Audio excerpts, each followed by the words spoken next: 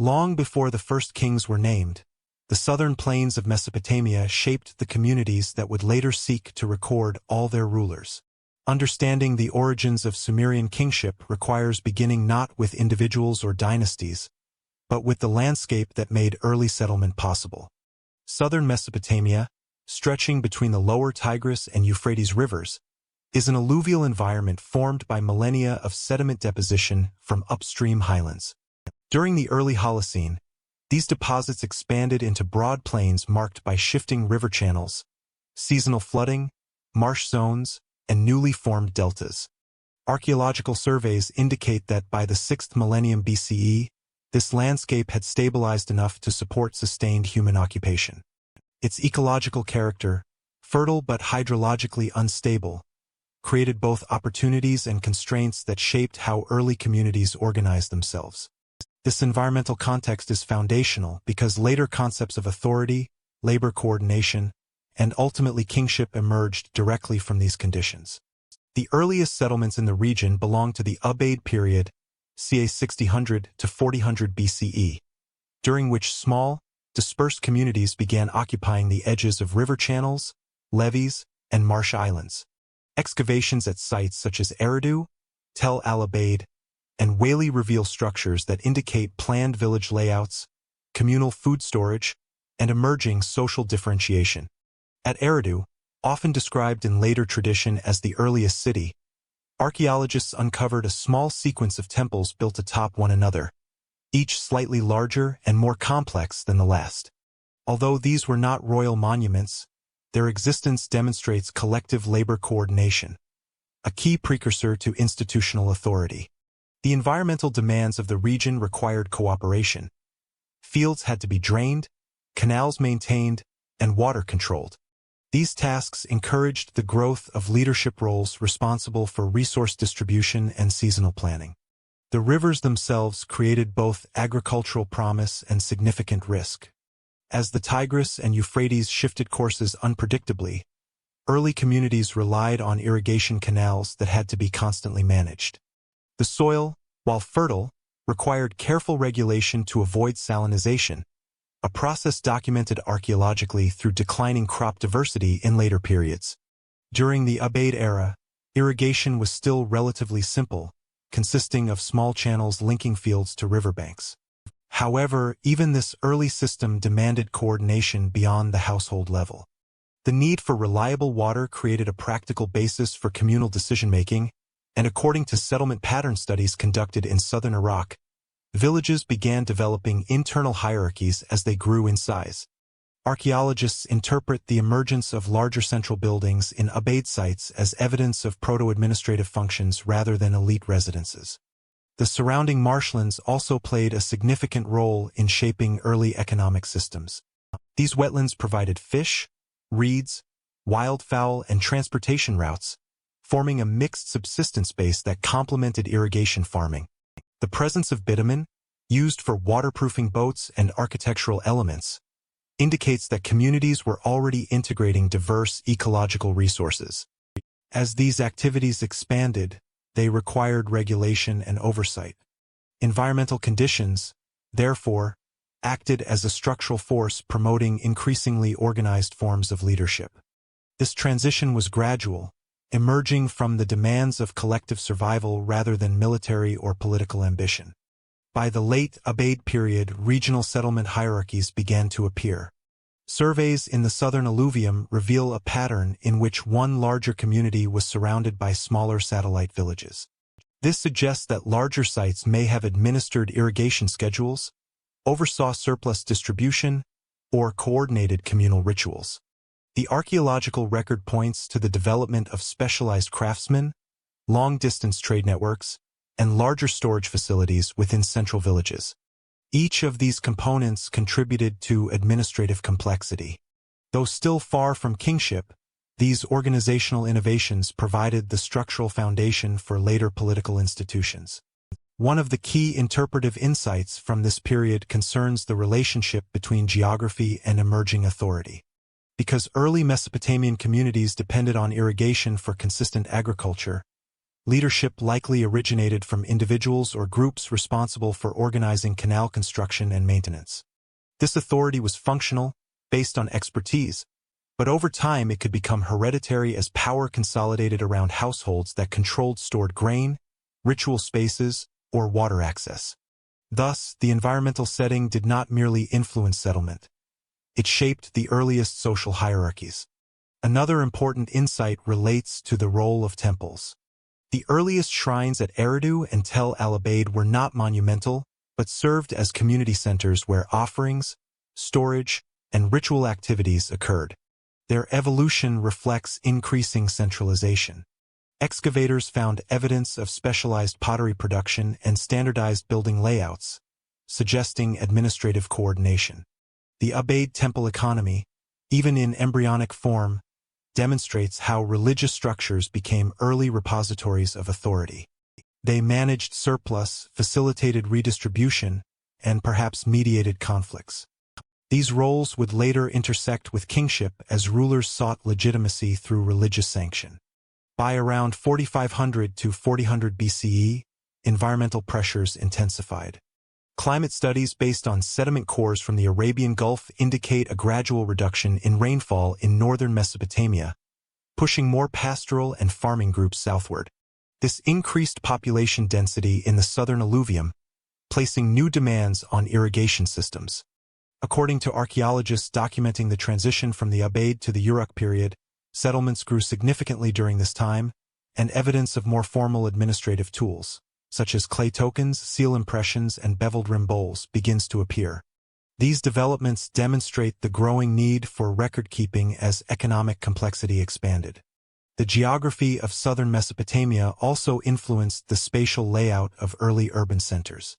Because rivers frequently shifted, early communities had to build flexible infrastructure capable of adapting to new water routes.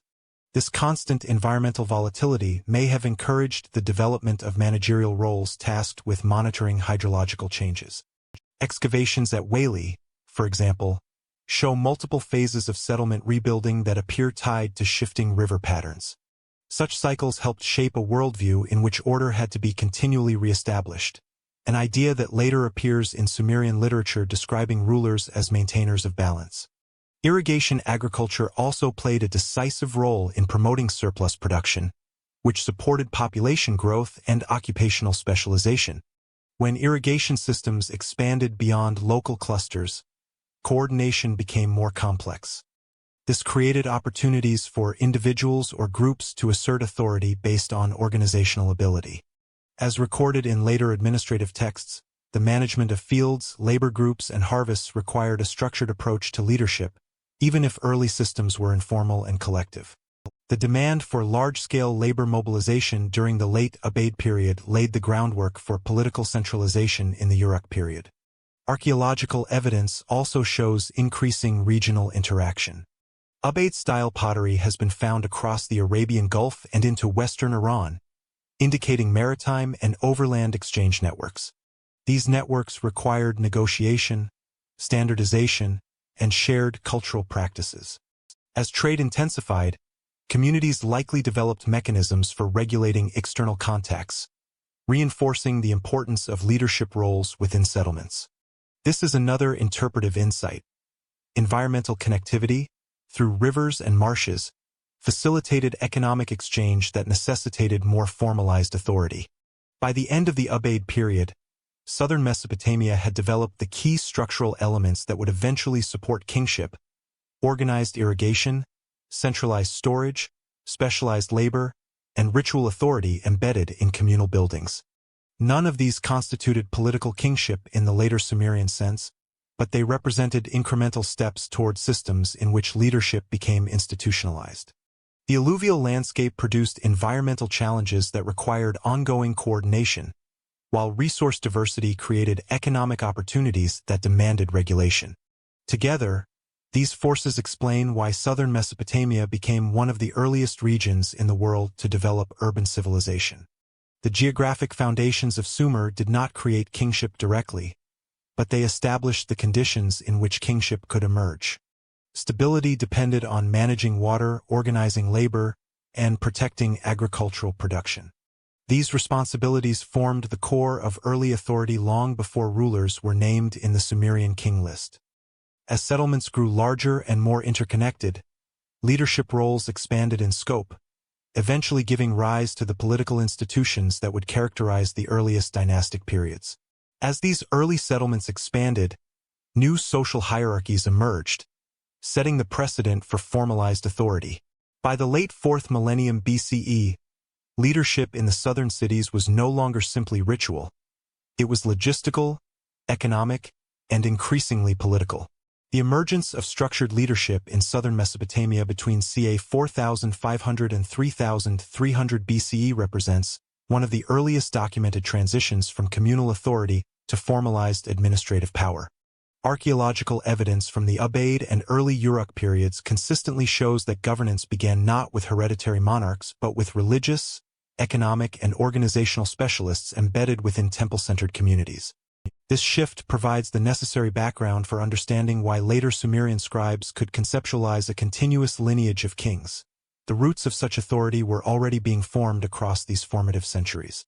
During the late Ubaid period, ca. 4500 to 3800 BCE, leadership appears to have derived primarily from ritual expertise and control over communal resources. Excavations at Eridu, Tel Abada, and Tel al-Abaid reveal temple structures occupying the architectural center of early settlements. These were built on raised platforms, rebuilt multiple times, and associated with standardized offerings. Such features suggest that authority resided with individuals or small councils tasked with maintaining religious rites and coordinating agricultural activities. Archaeologists have noted that the repeated rebuilding of these temples over centuries reflects a stable institutional role that held social importance. The individuals overseeing these structures were responsible for organizing labor, maintaining irrigation channels, and mediating disputes, responsibilities that blurred the line between priestly function and early civic administration. Evidence from Ubaid pottery distribution indicates increasing interregional connectivity and, by extension, broader spheres of influence for emerging leaders. Uniform ceramic styles found across southern Iraq and the Arabian littoral point to shared norms facilitated by community representatives capable of enforcing standards and coordinating exchange. This indicates that early leaders were not merely ritual specialists but managers of increasingly complex economic networks. The growth of villages into larger towns required more consistent organizational oversight, further expanding leadership beyond strictly religious concerns. By the beginning of the Uruk period, ca. 3800 to 3300 BCE, population growth and intensified agriculture introduced pressures that exceeded the capacity of earlier communal systems. Settlement surveys show a rapid increase in village clustering around primary urban centers such as Uruk, Eridu, and Nippur. This demographic shift required more sophisticated mechanisms for distributing surplus resources and managing labor. Archaeological layers from Uruk's Iana precinct reveal extensive storage facilities, baked clay tokens, and numerical tablets representing early record-keeping. These developments demonstrate that authority had evolved into an administrative role with constant oversight of economic activity. The construction of monumental architecture in early Uruk further illustrates the rising complexity of leadership. The Anu Ziggurat and White Temple complex, dated to the mid-4th millennium BCE, required large-scale mobilization of labor, standardized materials, and coordinated logistics. Such construction projects imply the presence of individuals who could command a workforce, allocate resources, and maintain long-term planning. Scholars frequently refer to these leaders as temple administrators or proto-kings, though the actual terminology used at the time is unknown. What is clear is that by this stage, leadership required the capacity to manage not only ritual events but also the infrastructure of an emerging urban society. Administrative artifacts from the Uruk IV and Uruk V levels offer further evidence of evolving leadership roles. These include proto-cuneiform tablets recording grain rations, livestock counts, and labor allocations. The standardized numerical systems found on these tablets indicate a centralized authority capable of regulating production and ensuring consistent accounting. Cylinder seals from this period provide additional insight. Many depict individuals engaged in inspection, offering, or distribution scenes, suggesting oversight functions rather than purely ceremonial authority. The seals themselves became markers of identity and accountability within an expanding bureaucratic system. One interpretive insight from this administrative expansion is that leadership became increasingly associated with control over information. As record-keeping practices developed, leaders gained the ability to monitor agricultural output, labor distribution, and trade relations. This informational advantage elevated them above the general population and provided a mechanism for enforcing decisions. The ability to see the economic life of the community through tablets and tokens constituted a form of structural power that laid the groundwork for later kingship models. A second analytical observation concerns the involvement of leaders in long-distance trade. Uruk pottery, clay sickles, and tokens appear far beyond southern Mesopotamia, including in northern Syria, southwestern Iran, and Anatolia.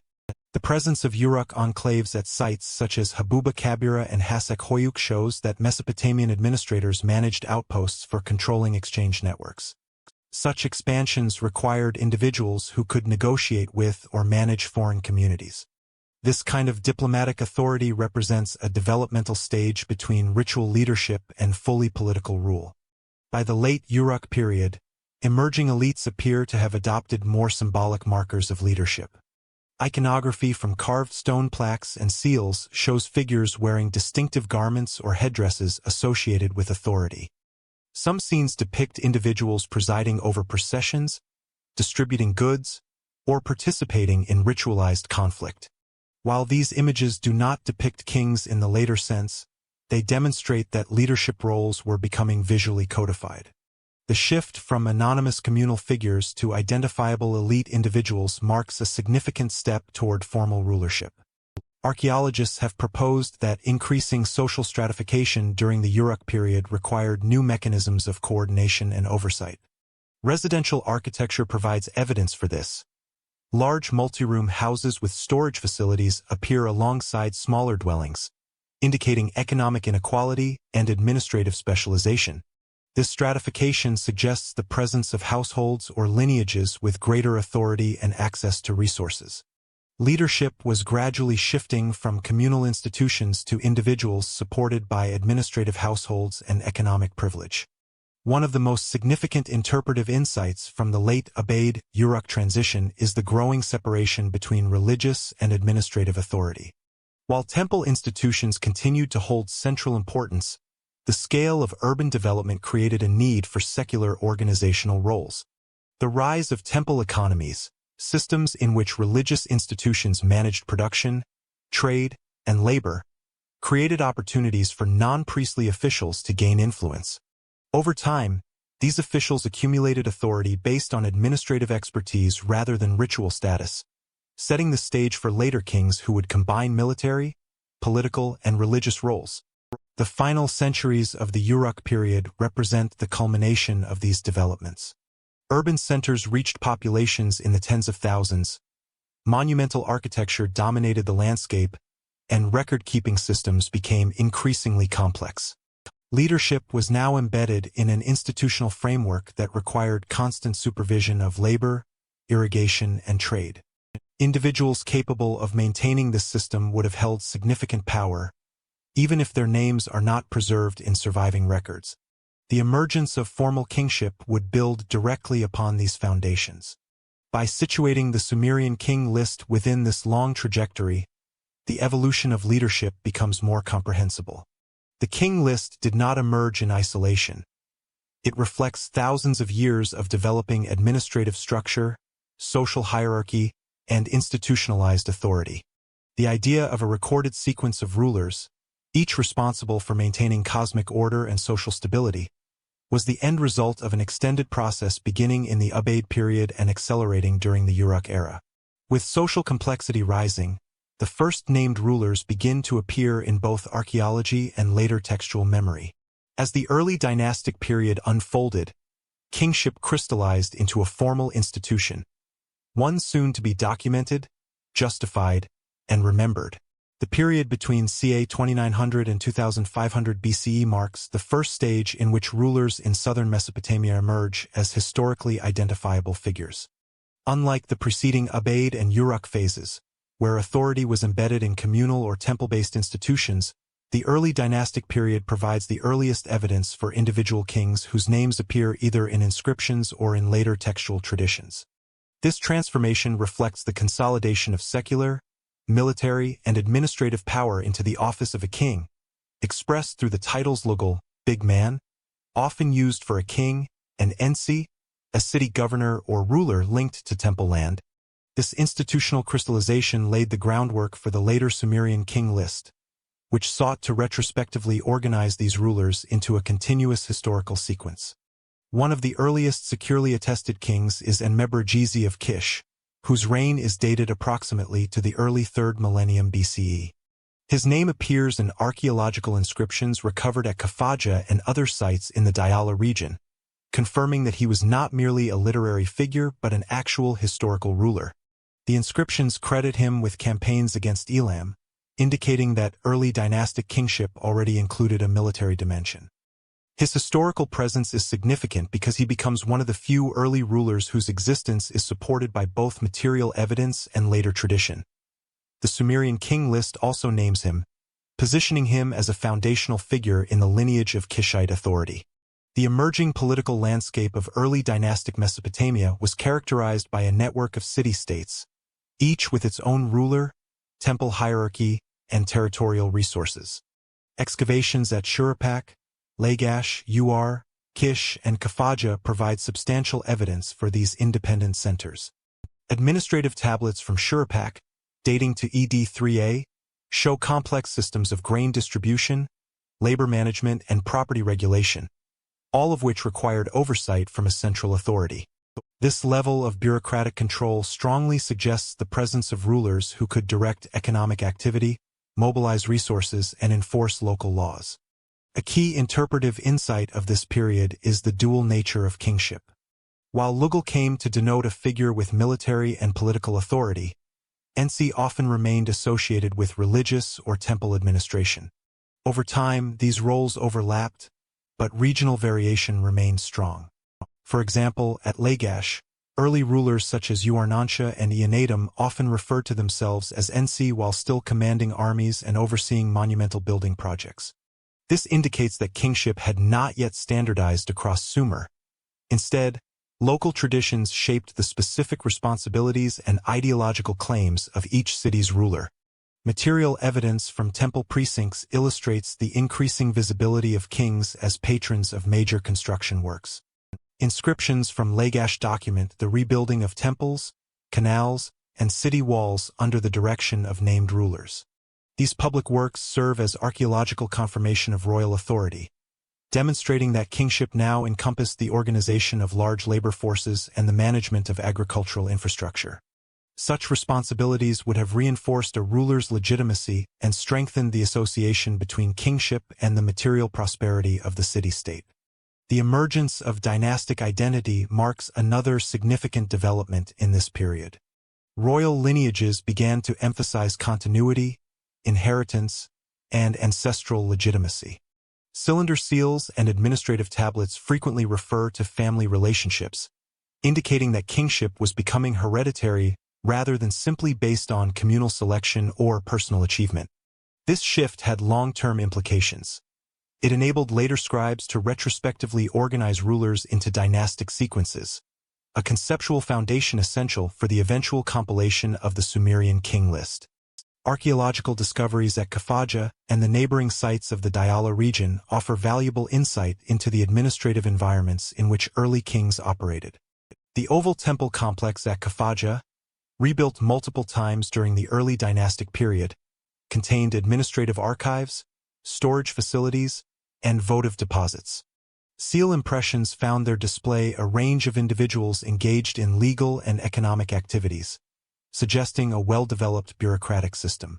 While these seals do not always depict kings directly, they reflect the institutional structure that supported kingship and provided a stable environment for the exercise of royal authority. The royal tombs of Uruk offer one of the most informative archaeological windows into the symbolic and material dimensions of early kingship. Excavated in the 1920s and 1930s, these tombs belong to a period slightly later than the earliest attested rulers but still within the broader early dynastic timeframe. Tombs associated with elite individuals, commonly interpreted as kings and queens, contain weapons, elaborate jewelry, lyres, chariots, and large numbers of attendants. The presence of retainers buried with the deceased suggests a highly stratified society in which rulers occupied a central ideological position. Although some aspects of these burials, such as human sacrifice, remain debated, the archaeological record confirms that early kings were accorded exceptional status and elaborate funerary treatment. One interpretive insight drawn from these tombs is that kingship had acquired a degree of ideological centrality far beyond simple military leadership.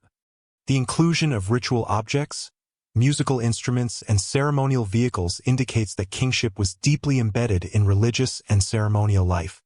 This ideologically charged form of authority provided a powerful framework for later scribes when they constructed the narrative of a continuous royal lineage.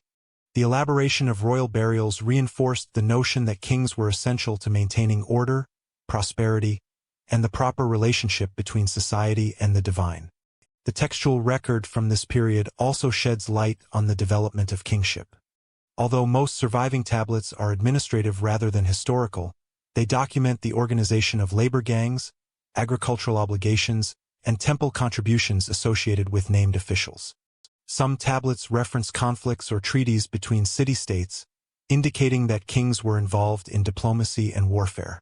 Much of this information is indirect, but it provides contextual evidence for the range of responsibilities expected of early rulers.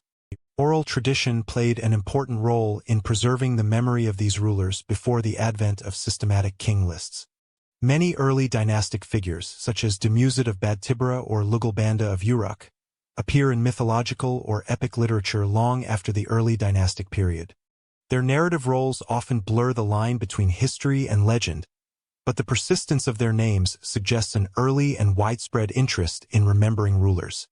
This continuity between oral tradition and later written texts is essential for understanding the Sumerian King List. The list incorporates both historically attested kings and legendary figures whose origins lie in oral storytelling. A second analytical insight concerns the geographic dimension of kingship. Early dynastic conflict, particularly between Kish, Amma, and Lagash, reveals that kingship was inherently tied to territorial control. Inscriptions from Eannatum of Lagash describe campaigns against neighboring cities, demonstrating that early rulers were engaged in warfare to secure resources and defend boundaries. These conflicts fostered the rise of kings whose authority extended beyond their home city, laying the conceptual groundwork for the idea of hegemonic kingship, a category prominently featured in the later king list. The interplay between archaeology and textual memory becomes particularly important when assessing this period. Scholars consistently note that the earliest rulers verifiable through inscriptions differ from those remembered in later literary sources. For example, although Enmeber-Jizi is historically attested, his son Aga is known primarily through later texts such as the Epic of Gilgamesh. This disconnect demonstrates that early Sumerian society preserved ruler memory through multiple channels. When the compilers of the King List created their document, they drew upon a complex mixture of archival information, oral narrative, and ideological tradition. By the mid-3rd millennium BCE, kingship in southern Mesopotamia had become thoroughly institutionalized. The offices of Lugal and Ensi increasingly overlapped, and rulers held responsibility for military defense, legal authority, temple patronage, and civic administration. Urban populations grew, irrigation networks expanded, and intercity competition intensified. These factors reinforced the authority of kings while simultaneously creating pressures for ideological legitimation. A ruler's ability to maintain stability and prosperity became crucial to his reputation, both during his lifetime and in later memory. This institutional landscape created the environment in which the concept of an ordered sequence of rulers could take hold. As city-states developed dynastic traditions, scribes became responsible for preserving genealogies, administrative archives, and ritual records. Although the earliest written king lists postdate the early dynastic period, their conceptual roots clearly lie in these centuries, when rulers first became central to the political and economic life of the city. By tracing the emergence of kingship during the early dynastic period, it becomes clear that the Sumerian king list was not simply an administrative document but the culmination of a long ideological process. It imposed order on a complex historical landscape by linking rulers in a linear narrative, legitimizing their authority, and embedding them within a framework of divine sanction. The archaeological and textual evidence shows that kingship evolved gradually, shaped by economic needs, military competition, and religious ideology. The institution of kingship now set, the impulse to codify rulers into a narrative framework would soon follow. The first writing was not created for history, yet it laid the foundations for how history would soon be recorded. The emergence of writing in southern Mesopotamia between ca. 3300 and 2600 BCE represents a decisive shift in the management of economic information. The earliest tablets from Uruk, found primarily in the Yana precinct and associated administrative buildings, contain proto-cuneiform signs designed to record commodities, labor arrangements, institutional allocations, and accounting procedures. These early written marks include numerical impressions, pictographic signs, and administrative symbols that allowed officials to document quantities with unprecedented precision. Although the intention was strictly economic, the development of such record-keeping systems ultimately created the conceptual tools required for later historical writing, including the compilation of king lists. Proto-cuneiform tablets from Uruk IV and Uruk III demonstrate the range of information tracked by early administrators. Many tablets list grain rations, livestock tallies, beer allotments, and labor assignments. The numerical system consisted of multiple metrological standards, sexagesimal, decimal, and capacity-based numerals, used depending on the commodity being tracked. Records indicate that these systems evolved through practical experimentation as administrators confronted the challenges of managing increasingly complex institutions. This process produced precise notational habits that treated quantities consistently over long periods, a key intellectual step toward measuring and conceptualizing time. One of the earliest and most significant interpretive insights from these documents concerns their internal structure. The tablets follow consistent organizational patterns: fields for quantities, categories for personnel, and references to overseeing officials. This structured information storage created a habit of linear, ordered thinking. Even though the tablets did not record years, rulers, or events, they established the notion that information could be systematically arranged and retrieved. Archaeologists uncovered hundreds of such tablets at Uruk, Jemdet Nasr, and other early sites, demonstrating that the practice was regionally widespread. The transition from proto-cuneiform to archaic cuneiform marks a refinement of these administrative tools. By ca. 3000 BCE, signs became increasingly stylized, written with triangular-tipped reeds to produce wedge-shaped impressions. The signs no longer resembled their pictographic ancestors, and instead represented abstract concepts or phonetic values. This shift made record-keeping more efficient, but also introduced the possibility of recording names, titles, and institutional offices. While early scribes continued to prioritize economic information, the ability to write personal names foreshadowed the recording of rulers in later centuries. Lexical texts from the late 4th and early 3rd millennium BCE form another essential component of the intellectual scaffolding for historical thinking. These standardized lists of signs, professions, animals, objects, and cities served as training tools for novice scribes. The Standard Professions List, for example, organizes occupational titles from high to low status, offering insight into institutional hierarchy. Similarly, early city lists enumerate major urban centers, providing a geographic framework later used in historical documents such as the Sumerian King List.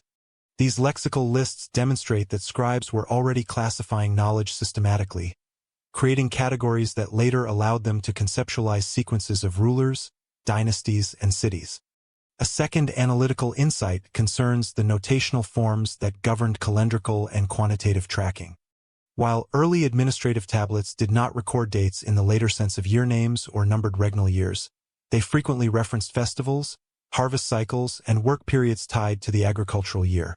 This indirectly embedded time into the administrative system.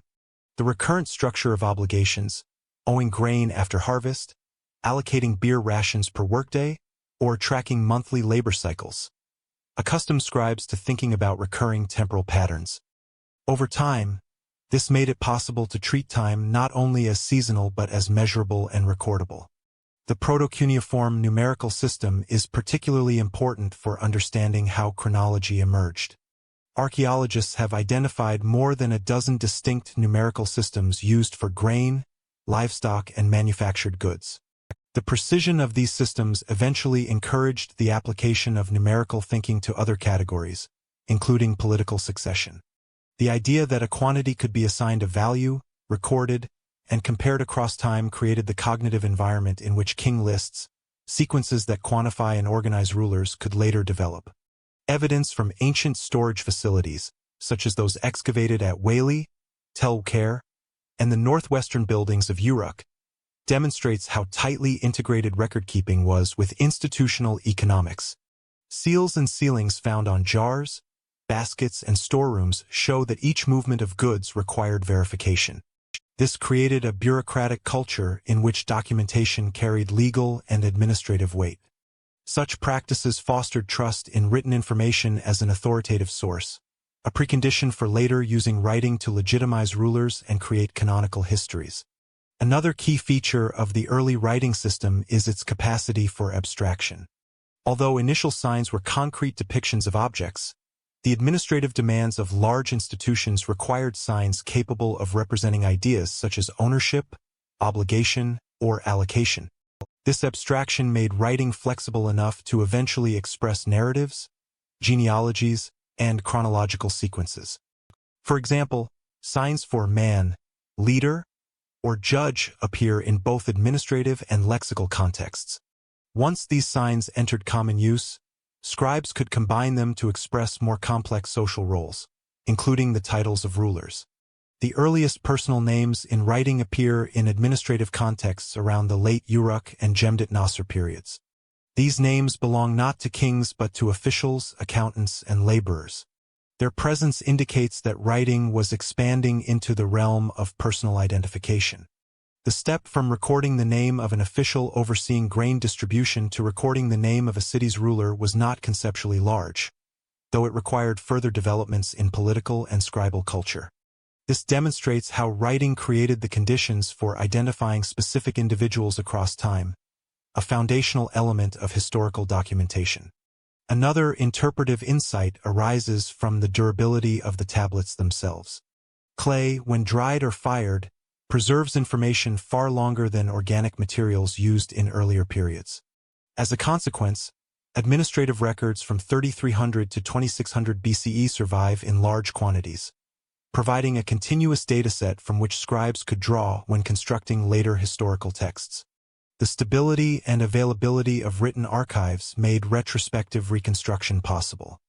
Without the widespread adoption of clay tablets as a recording medium, the later compilers of the Sumerian King List would not have had access to the administrative memory required to build a historical framework. The organization of scribal education also contributed to the emergence of chronological thinking. Early scribal training, reconstructed from lexical lists and school tablets, involved repeated copying of standardized sequences. Students learned to memorize ordered lists of signs and categories, reinforcing linear arrangement as a default cognitive model. This method of learning habituated scribes to structure information in coherent, sequential patterns, an intellectual habit later mirrored in the ordering of kings, dynasties, and cities. One of the earliest examples of temporal organization appears in the year names of the late early dynastic and Akkadian periods, which describe major events associated with a given year. Although this practice postdates the administrative tablets discussed here, its conceptual roots lie in the earlier structuring of information. The ability to define an event, associate it with a temporal marker, and record it systematically required centuries of administrative literacy. Thus, the evolution from grain tallies to historical timekeeping represents a continuity rather than a rupture. By ca. 2600 BCE, writing had become flexible enough to include more than economic information. Signs representing actions, titles, geographic locations, and temple institutions were increasingly common. The stage was set for recording events of political significance. While narrative history remained rare, the groundwork for it had been established through thousands of administrative exercises that standardized how information should be captured.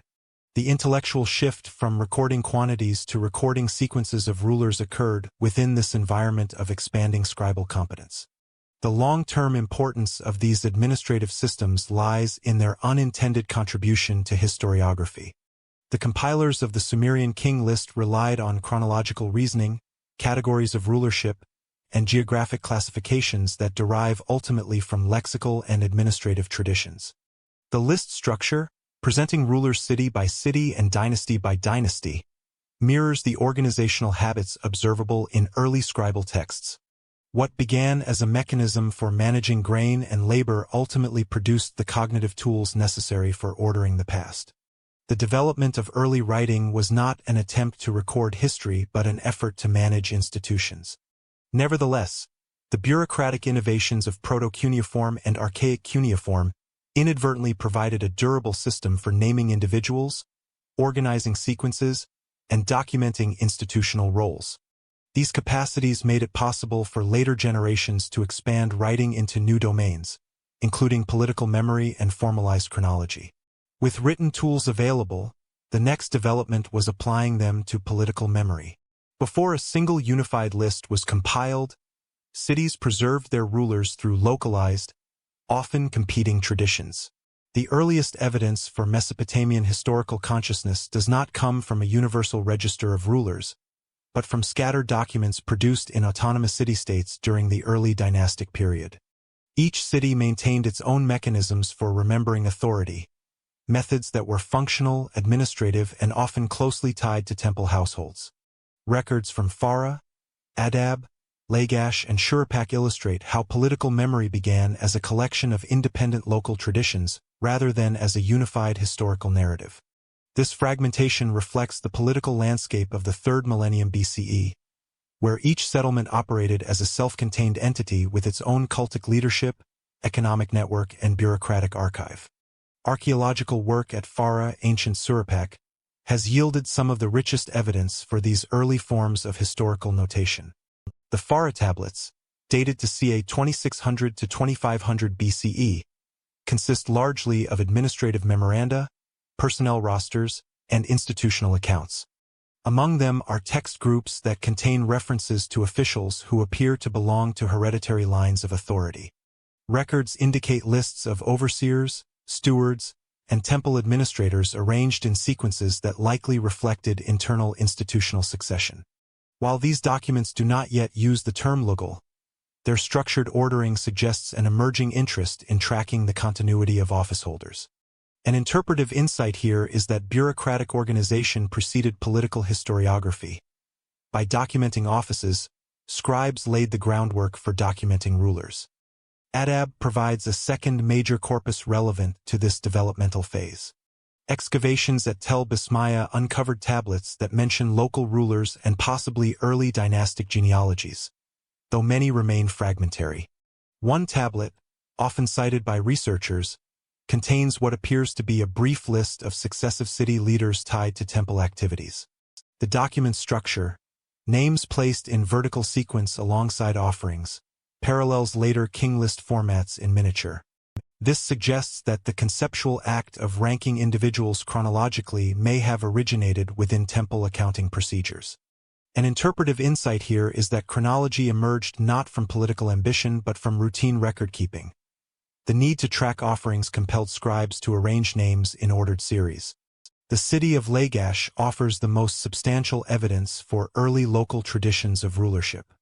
Its well-preserved inscriptions, particularly during the reigns of Emitina, Eannatum, and Uarnansha, include genealogical notices embedded within dedicatory texts. For example, Uarnansha's inscriptions frequently name his father and sons, forming multi-generational sequences that resemble proto-dynastic lists. Archaeologists uncovered stele and foundation tablets where rulers justified their authority by referencing predecessors within their family line. These texts show that the idea of tracing political descent was well established by the mid-3rd millennium BCE. Importantly, they reveal that lineage, rather than abstract kingship, was the primary organizing principle at this stage. This provides a third interpretive insight. Early political memory was genealogical, not historiographic. It preserved family continuity rather than a comprehensive civic history. At Uruk, additional fragments contribute to this emerging pattern. Administrative tablets record a series of officials associated with major granaries and storage facilities. Some tablets include sequential notations, such as, in the year of X overseer, indicating that administrative years were anchored to prominent individuals. Although not identical to later regnal year formulas, these references show the early use of personal authority as a chronological marker. According to excavated evidence, Uruk's local leadership was closely tied to the management of food storage, emphasizing the functional rather than ceremonial nature of authority. The integration of leadership into calendrical systems reveals another step toward formalized chronology.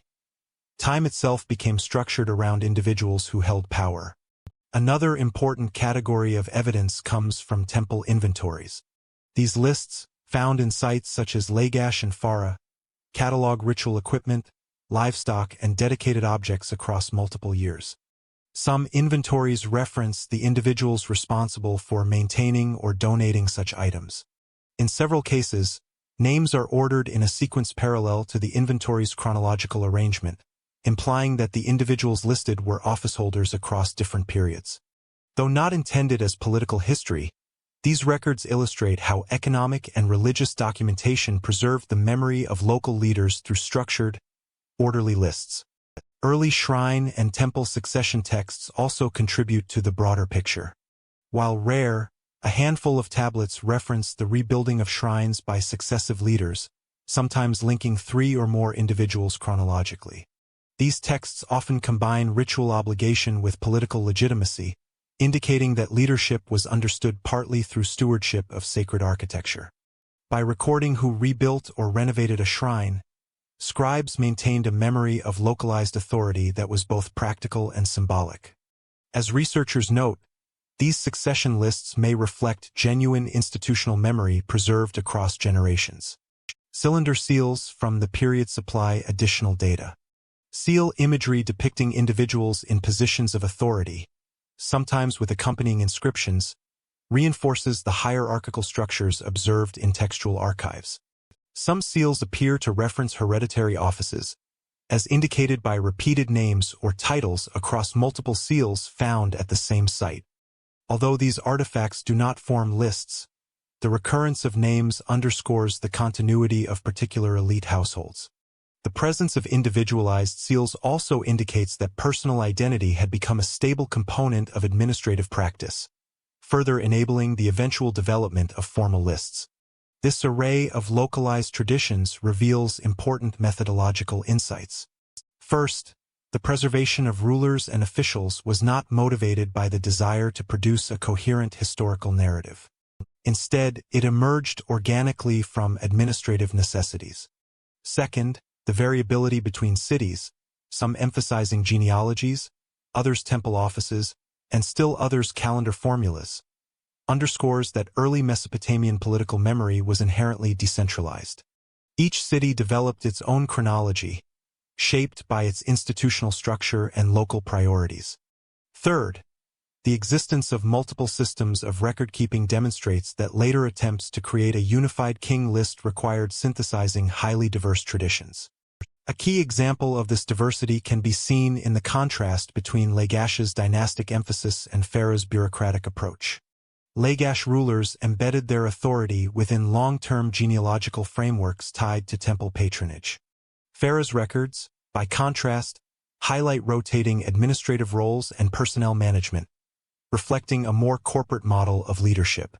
When later scribes sought to compile a single authoritative list of rulers, they had to reconcile these fundamentally different ways of conceptualizing political authority.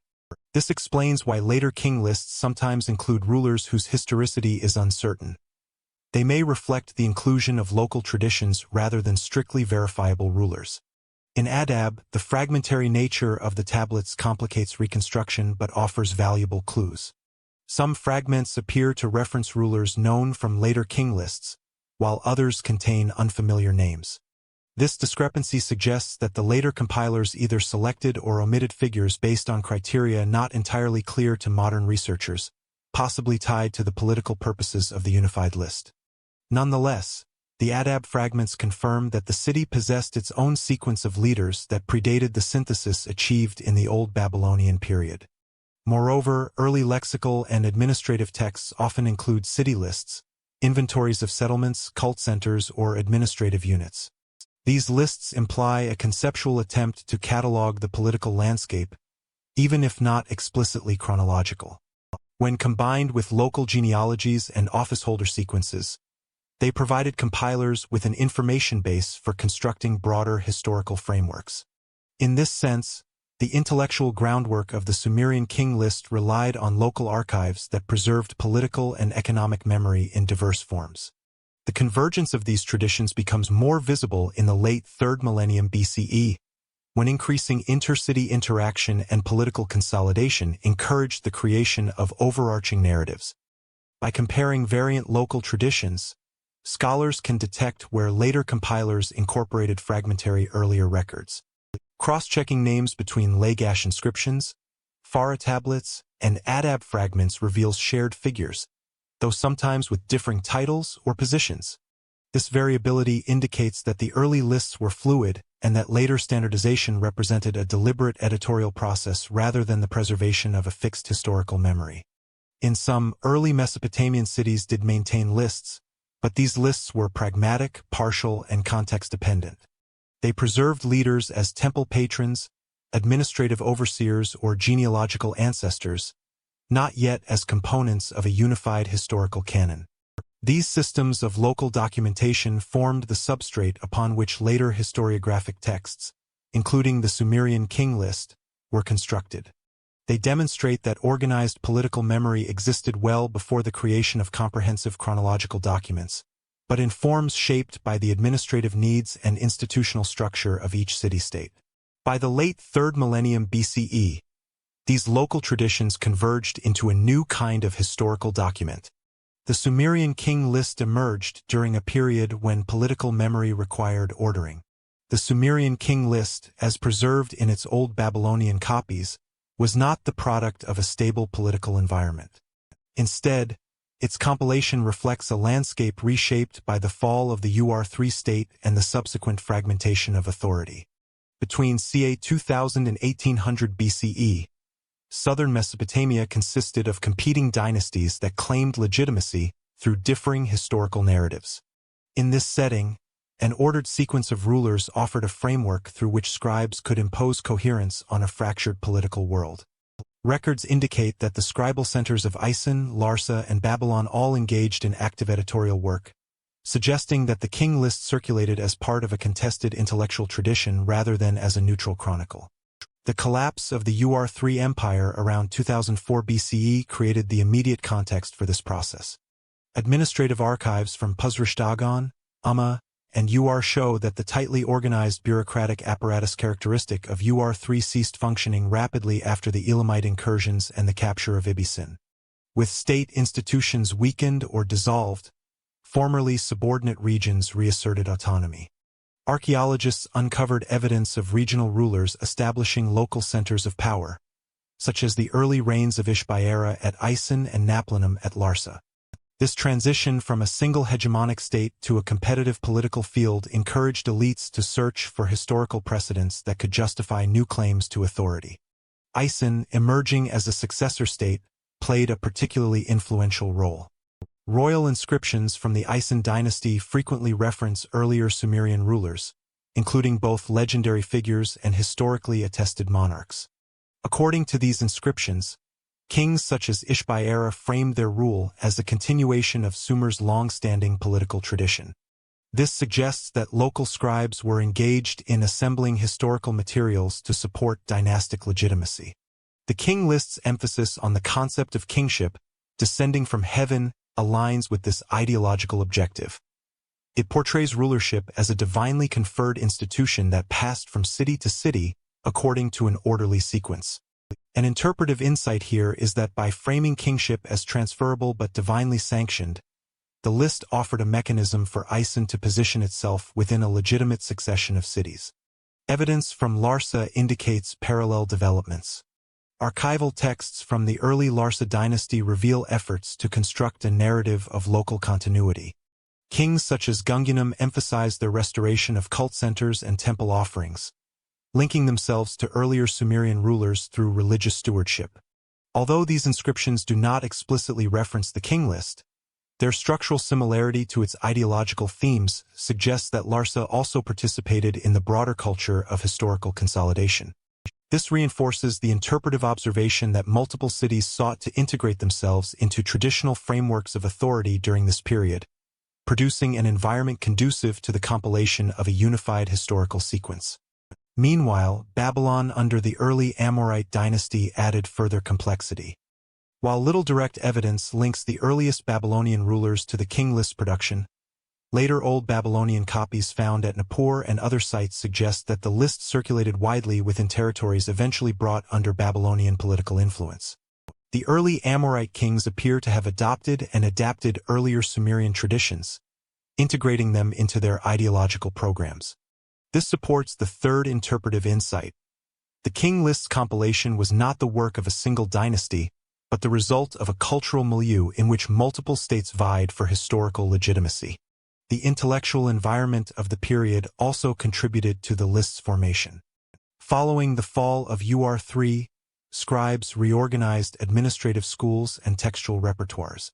Excavations at Nippur and Isin have uncovered Old Babylonian lexical texts, teaching tablets, and duplicate literary compositions that indicate an increased interest in collecting, copying, and standardizing earlier materials.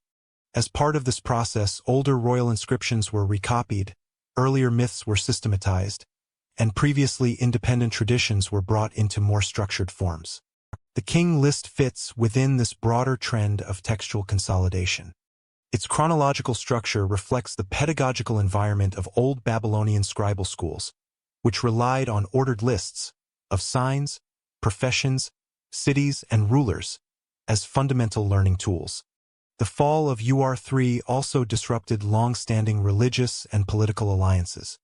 As temples regained independence from centralized administration, they became focal points of local identity. Records indicate that many temples began compiling inventories, genealogies of priests, and accounts of earlier renovations. These materials provided scribes with historical data that could be integrated into broader narratives.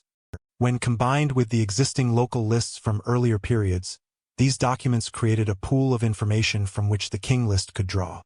The shift from empire to city-state thus produced both the need for historical ordering and the raw materials required for that ordering. The king list's emphasis on a linear succession of hegemonies reflects precisely these conditions. By presenting kingship as having moved sequentially from Eridu to Bad Tibra, then to Larak, Sippar, Shuruppak, and later to the cities of the early dynastic and Akkadian periods, the list imposes a singular narrative over what was historically a landscape of overlapping authorities. Archaeological evidence clearly shows that many of these cities flourished simultaneously, but the king list depicts them in exclusive succession. This suggests intentional editorial shaping rather than preservation of literal history. The list's creators appear to have aimed at establishing not factual accuracy but ideological order, a past in which kingship flowed through legitimate centers before arriving at the contemporary dynasty. A further indication of this ideological motivation is the list's inclusion of extremely long reigns for early antediluvian kings. These exaggerated figures, recorded in the thousands of years, align with mythological traditions but serve a political purpose in the Old Babylonian context. By contrasting the mythical longevity of early kings with the more modest lengths of recent dynasties, the list reinforces the notion of divine intervention in establishing human authority. Administrative tablets from the period show that scribes were comfortable integrating mythical and historical material when it served broader conceptual aims. The king list structure reflects this synthesis. It merges legendary kings with historically attested rulers in a continuous sequence, legitimizing contemporary political structures by placing them within a divinely ordered past. The geopolitical competition between Isen and Larsa sharpened the need for such a narrative. Both cities sought control of Nippur, the religious center whose possession conferred significant ideological authority. Textual evidence indicates that each dynasty produced inscriptions claiming rights to traditional Sumerian kingship. The king list structure, which emphasizes the legitimate transfer of kingship from one city to another, mirrored these political claims. Its editors may have incorporated or modified earlier local traditions to favor the reigning dynasty or align with its political program. Although the precise editorial center remains debated, the list's ideological orientation clearly reflects the multi-dynastic competition characteristic of the period. The old Babylonian copies of the king list also reveal standardization. Variants found at sites such as Nippur, Kish, and Susa indicate that the list circulated across different political zones but maintained a consistent narrative skeleton. This suggests deliberate editorial oversight, likely within scribal schools associated with major political centers.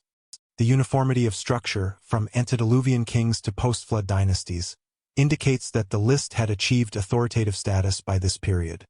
It functioned not only as a historical document but as a tool of legitimization, teaching, and political integration.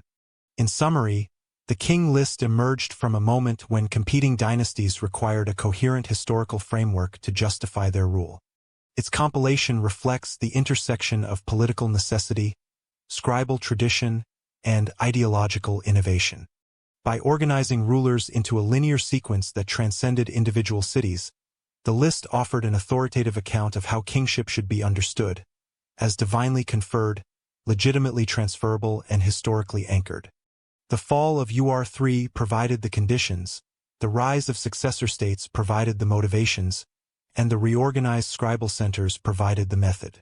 With its political context established, we can examine its textual structure. Across its surviving manuscripts, the king list reveals layers of compilation that shaped how history was remembered. The surviving manuscripts of the Sumerian King List represent a constellation of related but distinct textual traditions. Together they provide the clearest view of how scribes in the early 2nd millennium BCE constructed, edited, and transmitted an authoritative account of Mesopotamian kingship. The most complete copy, the Weld-Blundell Prism, discovered at Larsa and now housed in Oxford, preserves a coherent narrative from antediluvian rulers to the Isen dynasty. Its format, written on a 4-sided clay prism with ruled columns, suggests deliberate presentation for public or ceremonial visibility. Other important witnesses, including the Skil dynastic tablet, several fragmentary Nippur copies, and peripheral recensions from Susa and Kish, allow scholars to reconstruct editorial stages and regional variations. Collectively, these manuscripts make clear that the king list was not composed once but evolved through successive redactions shaped by shifting political agendas and scribal conventions.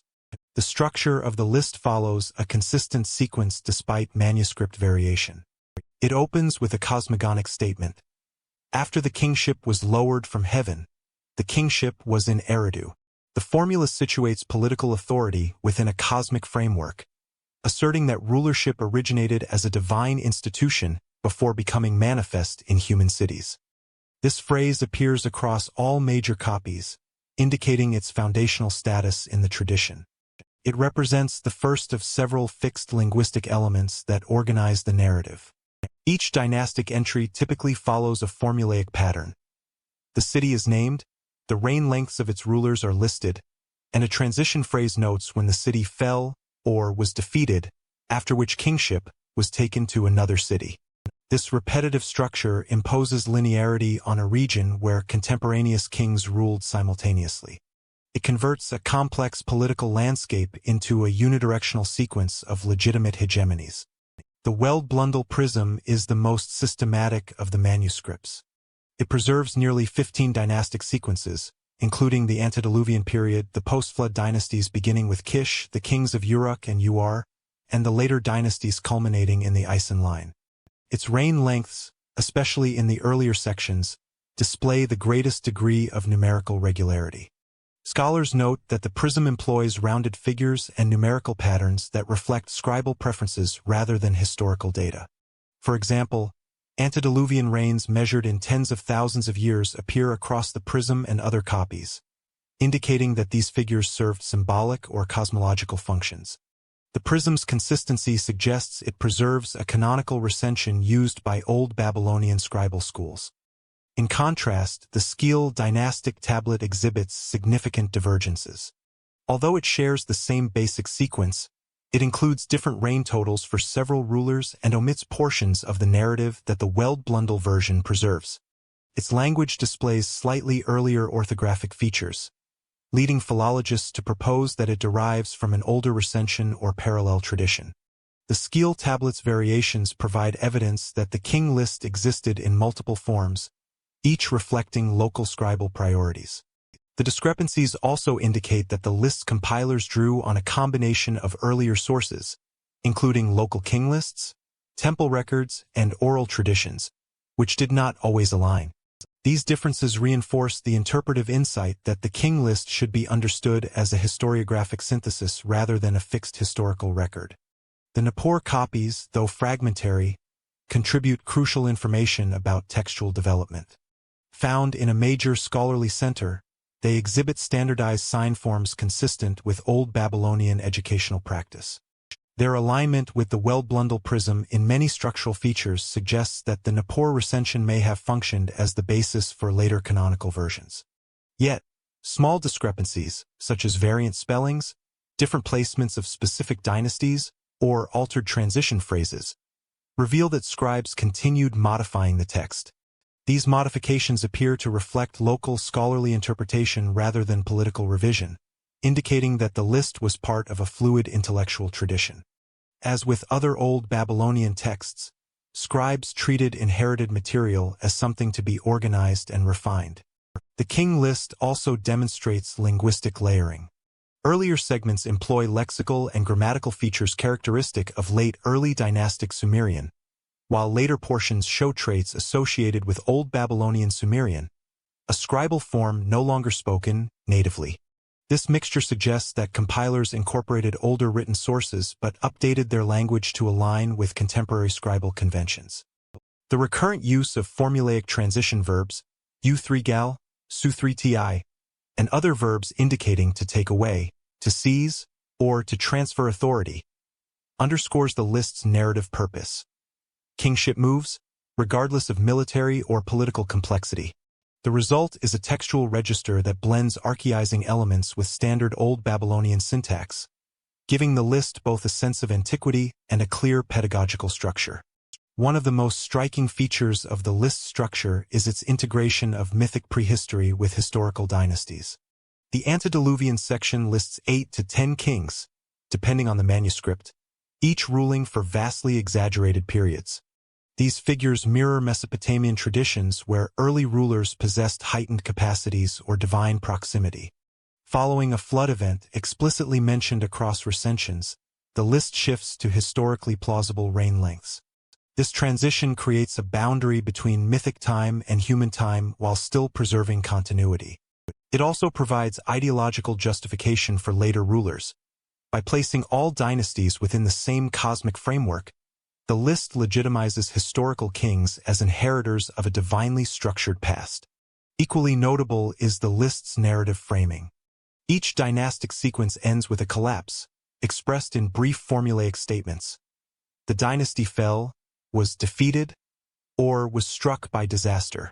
These transitions rarely elaborate on causes, offering no military detail or administrative explanation. Their brevity emphasizes the inevitability of political turnover, reinforcing the document's underlying argument. Kingship remains stable even when cities do not. This framing reflects a conceptual shift from local narratives to a superregional model of historical development. The King List presents kingship as a single transferable institution that moves according to divine disposition rather than human initiative. The manuscript variations also highlight the role of scribes in shaping historical memory. Different recensions show alterations in sequence order, omission of specific rulers, or inclusion of local dynasties. These variations are not random but align with regional political or cultural priorities. For example, some Nippur fragments emphasize dynasties associated with the city's temple traditions, while certain southern copies give greater weight to Ur and Uruk. These differences demonstrate that the King List was adaptable, functioning as both a pedagogical text and an ideological tool. Its structure allowed scribes to adjust emphasis without altering the overarching narrative of legitimate succession. Philological analysis further reveals that the King List belongs to a broader Mesopotamian genre of ordered lists, including city lists, temple inventories, and lexical series. This context helps explain its organizational logic. The list's repetitive, succinct entries resemble administrative formats used for cataloging goods or professions. Its codified structure suggests that the same intellectual techniques used for economic record-keeping were applied to historical material. This stylistic continuity bridges administrative and historiographic practices, illustrating how the invention of writing reshaped Mesopotamian understandings of time and authority. In conclusion, the surviving manuscripts of the Sumerian King List collectively illustrate a tradition formed through layers of compilation, regional adaptation, and linguistic refinement. Their variations demonstrate the text's evolution within a dynamic scribal culture. The list structure, incorporating divine origins, mythic prehistory, and linear dynastic succession, reflects both its pedagogical function and its ideological purpose. Rather than a literal chronicle, it represents an intellectual framework for organizing political memory in early Mesopotamia. Having understood the document's structure, we now turn to the rulers it records. Long before the first historical dynasties appeared, the King List begins with rulers whose reigns reach into mythic time. The Sumerian King List opens not with archaeology, inscriptions, or datable rulers, but with a sequence of 10 astonishing figures whose reigns stretch beyond any human scale. These antediluvian kings govern for tens of thousands of years, presiding over a world that is recognizably Sumerian in form yet entirely mythic in substance. They inhabit an age before the flood, before written record, before dynastic conflict, before any of the political realities that shaped Mesopotamian history. In this section, we examine how the list constructs this era, the ideological purposes it served, and what the mythic preface reveals about the nature of kingship in the ancient Near East. The list begins with an evocative formula. After kingship was lowered from heaven, kingship was in Eridu. These words establish the document's entire worldview. Kingship is not invented by humans nor earned through achievement. It is a divine institution bestowed, transferred, and revoked by celestial decree. Eridu, the first city of the gods in Sumerian cosmology, becomes the starting point of human sovereignty.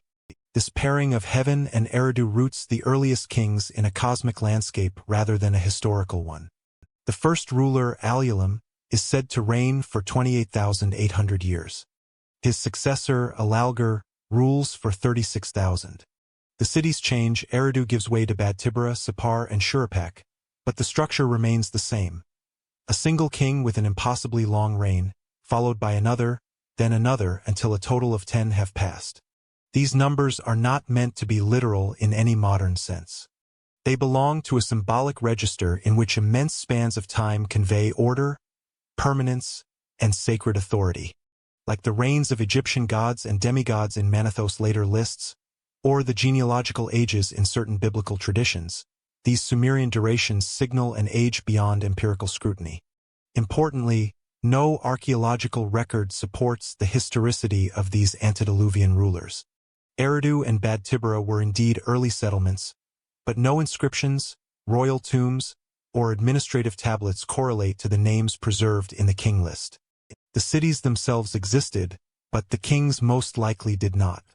Instead, these entries reflect a kind of structured myth-making, a retrojection of political order onto a time when no political institutions yet existed. The scribes responsible for compiling the list were not attempting to deceive.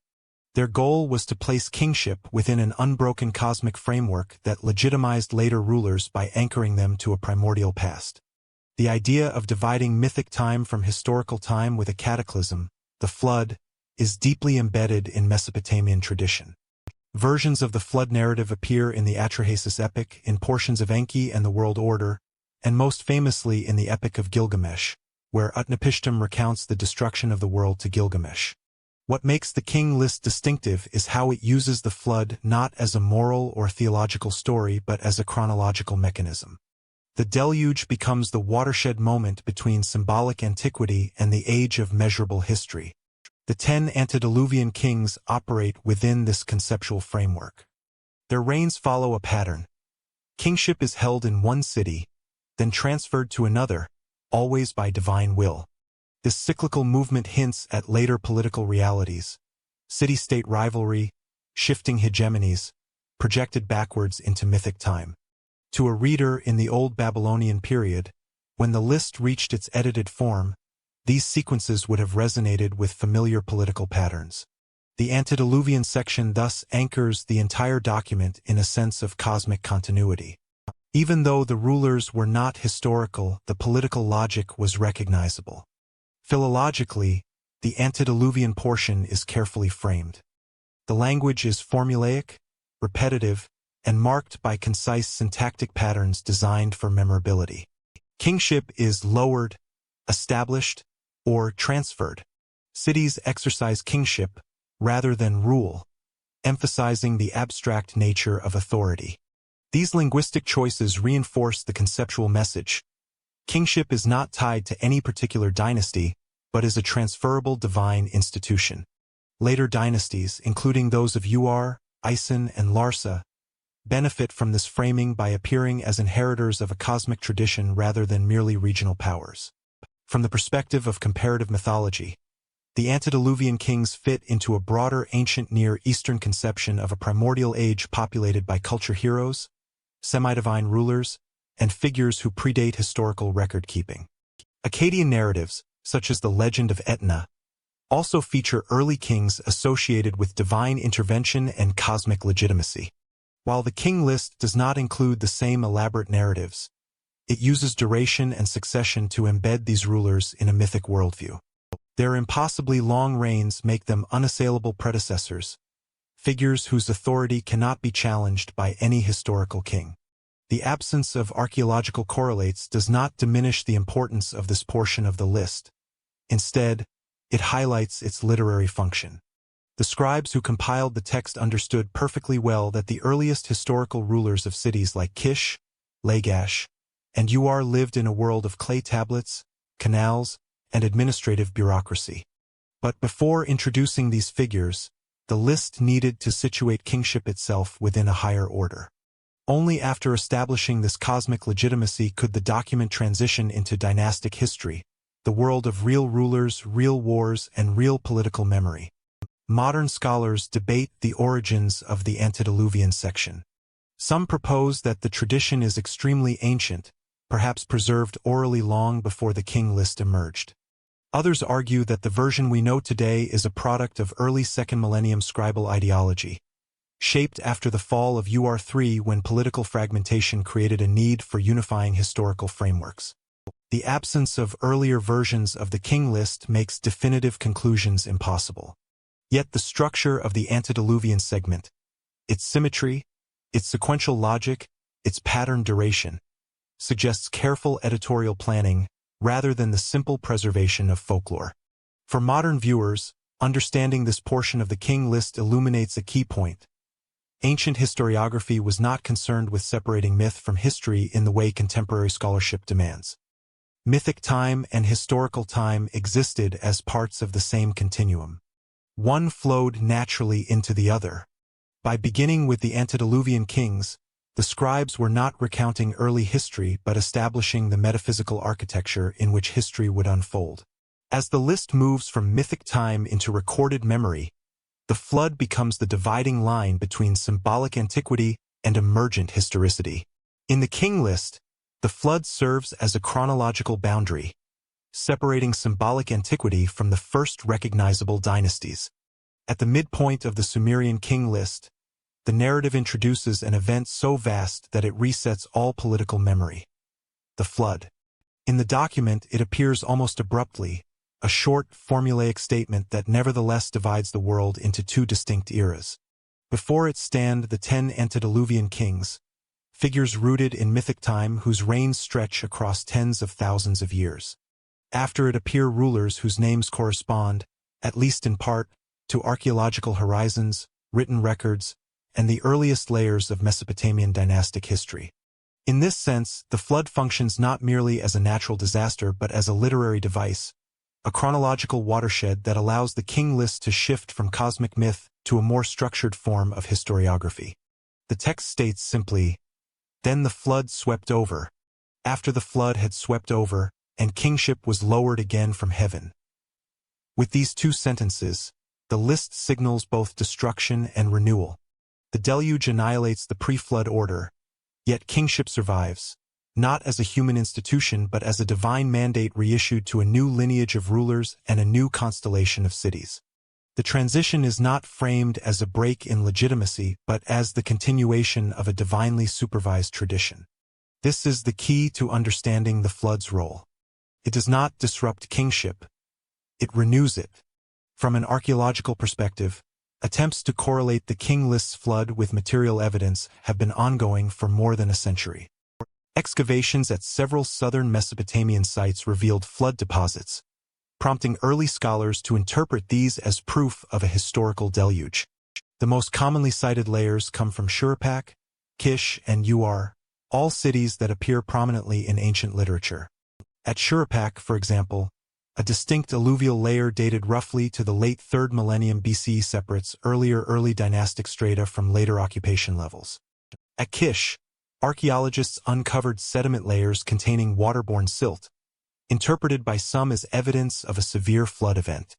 Uruk's stratigraphy includes similarly abrupt layers of river-deposited material. But while these flood horizons are real, their dates do not align neatly. The Uruk flood appears to predate the Kish layer by centuries. The Uruk deposit seems to belong to yet another period. No single, region-wide deluge connects them.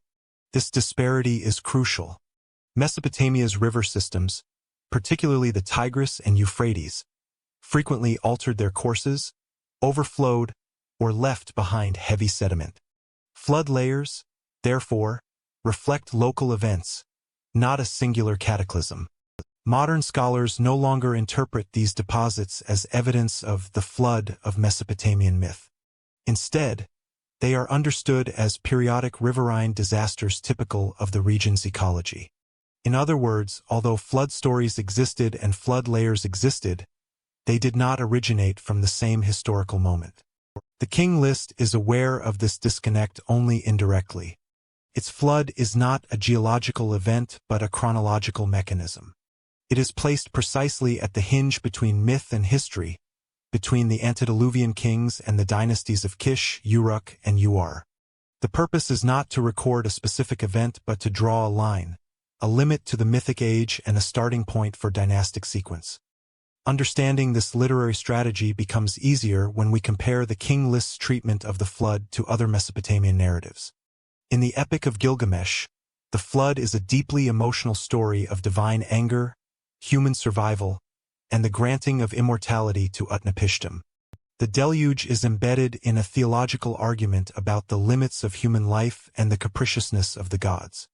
In the Atrahasis epic, the flood functions as a corrective to overpopulation and human noise, culminating in the survival of Atrahasis through divine instruction.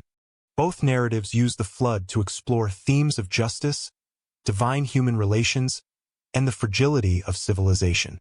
The King List, however, strips the flood of theological and moral commentary. It appears as a bare narrative pivot, a world-cleansing event that permits the reordering of kingship. There is no mention of heroism, no detailed description of destruction, and no explanation of why the gods choose to send the waters. The difference in purpose is striking. Gilgamesh and Atrahasis use the flood to explore the human condition. The King List uses it to organize time. This functional minimalism is intentional. The scribes who composed and edited the list needed a boundary that signaled a shift from symbolic rulers with impossible reigns to historical kings who could fit into real chronology. By placing the flood between these two groups, The King List creates a narrative architecture that allows myth and history to coexist. The flood is the hinge, the dividing line, the moment at which the world becomes legible in administrative terms. The effect is subtle but profound. Before the flood, kingship belongs to a cosmic age. After it, kingship enters the realm of mandate, conflict, and competition. Dynasties rise, fall, and succeed one another. City-states begin to resemble the political landscape known from early dynastic tablets, inscriptions, and temple archives. Scholars recognize several early post-flood rulers as historical, including some listed in the first dynasty of Kish. While the King List still contains exaggerations, omissions, and ideological shaping, the world after the flood is recognizable as Mesopotamian history, not mythic time. The placement of the flood also reinforces a particular vision of legitimacy. Because kingship is lowered again from heaven after the deluge, the new rulers appear not as inventors of governance but as inheritors of a timeless institution. This idea would have been particularly powerful in the Old Babylonian period, when cities competed to assert their supremacy over others. By portraying each dynasty as the rightful recipient of a renewed divine mandate, the King List promotes a sense of continuity that benefits competing political powers.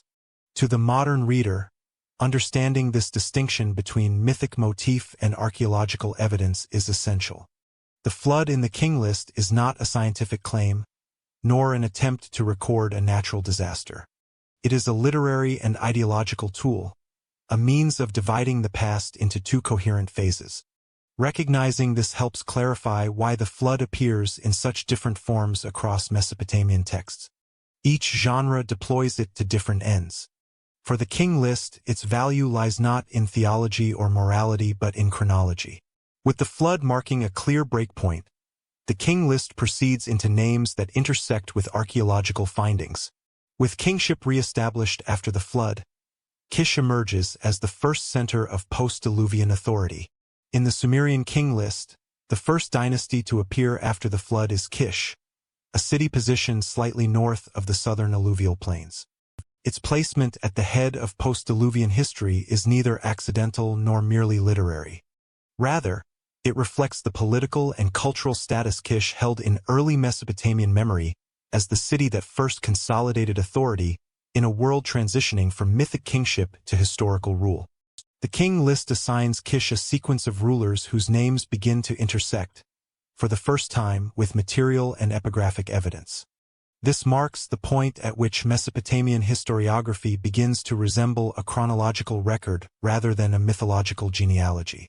The central figure in this transition is Enmebargese, the earliest ruler on the King List for whom archaeological evidence exists. His presence bridges the divide between literary tradition and the archaeological record. The King List attributes to him a reign of 900 years, a figure clearly symbolic rather than historical, yet his name appears independently on several early dynastic inscriptions. Among the most notable is a fragmentary inscription from Kafaja, which mentions Enmebargese as a conqueror of Elam. This external attestation is significant. It demonstrates that, by the early dynastic I period, rulers associated with Kish were engaged in military or diplomatic activity beyond their immediate region, indicating a sphere of influence that matched the ideological prominence accorded to them in the King List. The archaeological horizon associated with this period provides additional context. The early dynastic 1 to 2 phases, ca 2900 to 2600 BCE, show increasing urbanization, the expansion of temple economies, and the proliferation of administrative clay tablets. Kish itself remains less archaeologically explored than cities, such as Uruk or Uruk, but the limited excavations conducted in the early 20th century uncovered temple foundations, administrative documents, and royal inscriptions that support the idea of a politically active center. This material record, combined with the relative consistency of Kish's appearance in textual traditions, suggests that the city held real regional power in the centuries following the period associated with the flood motif. The next ruler traditionally linked to early Kish is Aga, sometimes spelled Akka. Aga is known primarily from the Sumerian literary narrative Gilgamesh and Aga, which depicts a conflict between Kish and Uruk. In the story, Aga demands that Uruk submit to Kish's authority, reinforcing the idea that early Kish held an overarching claim to leadership among Sumerian cities. While the narrative is not a historical account in the modern sense, it preserves a memory of intercity competition and offers a plausible depiction of early political dynamics. The fact that Aga's name occurs both in literature and on the king list further indicates that he belonged to a recognized tradition of early rulers whose authority was remembered across generations. Aga's interaction with Uruk, especially with the figure of Gilgamesh, illustrates an important pattern in early Mesopotamian political organization. Cities competed for hegemony through a combination of military action, economic influence, and ideological claims.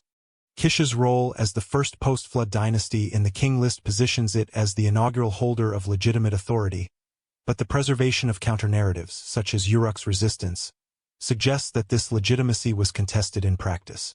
The king list structure, which assigns sequential dominance to one city-state at a time, simplifies what was likely a more complex and overlapping political landscape. From an administrative perspective, early Kish appears to have adopted many of the institutional structures characteristic of the early dynastic period. Cylinder seals, tablets, and inscriptions from sites associated with the broader Kish cultural sphere show evidence of increasingly formalized governance. Records indicate the presence of granaries, labor management systems, and temple-based economic redistribution. These administrative features reflect the shift from earlier communal models to more centralized forms of authority. The rulers of Kish, therefore, were not merely symbolic figures. They presided over the emerging bureaucratic frameworks that enabled large-scale projects and sustained political expansion. One interpretive insight from this period is the role Kish played in establishing early norms of kingship. The title Lugal, commonly translated as king, appears with increasing frequency in inscriptions associated with the region. While earlier societies used various terms for leadership, the formalization of the Lugal title at Kish suggests a consolidation of political identity. This development likely influenced how later compilers of the king list envisioned the structure of post-flood rulership, reinforcing the idea that legitimate kingship moved from city to city but retained a standardized institutional form. A second interpretive point concerns the geographic location of Kish. Situated near the northern edge of Sumer, Kish occupied a transitional zone between the older southern cities and the more diverse cultural regions of central Mesopotamia.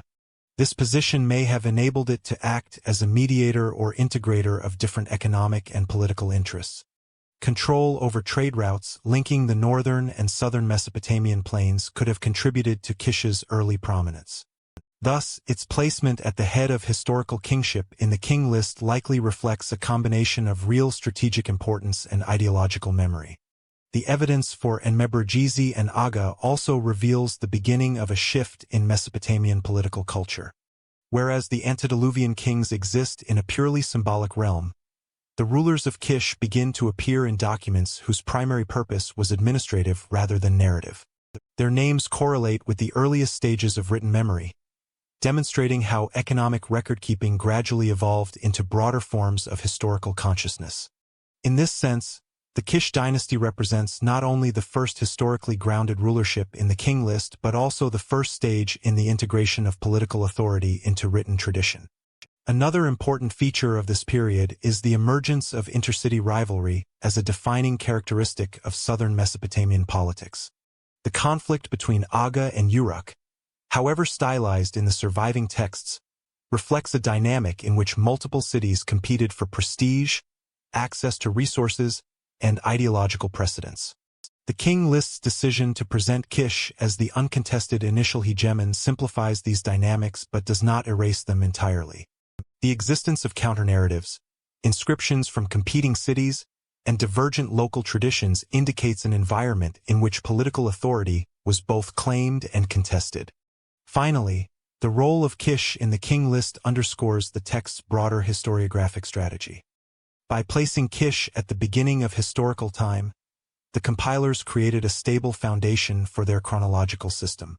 The city's rulers serve as the first figures whose reigns, though exaggerated, are meant to be understood as belonging to the realm of human experience rather than mythic prehistory. This reinforces the document's central ideological claim. That kingship, though divinely conferred, functions within a human and historical framework after the flood. As Kish established precedents, other cities began asserting their own claims to early supremacy. Uruk's early rulers stand at the intersection of heroic tradition and emergent historicity.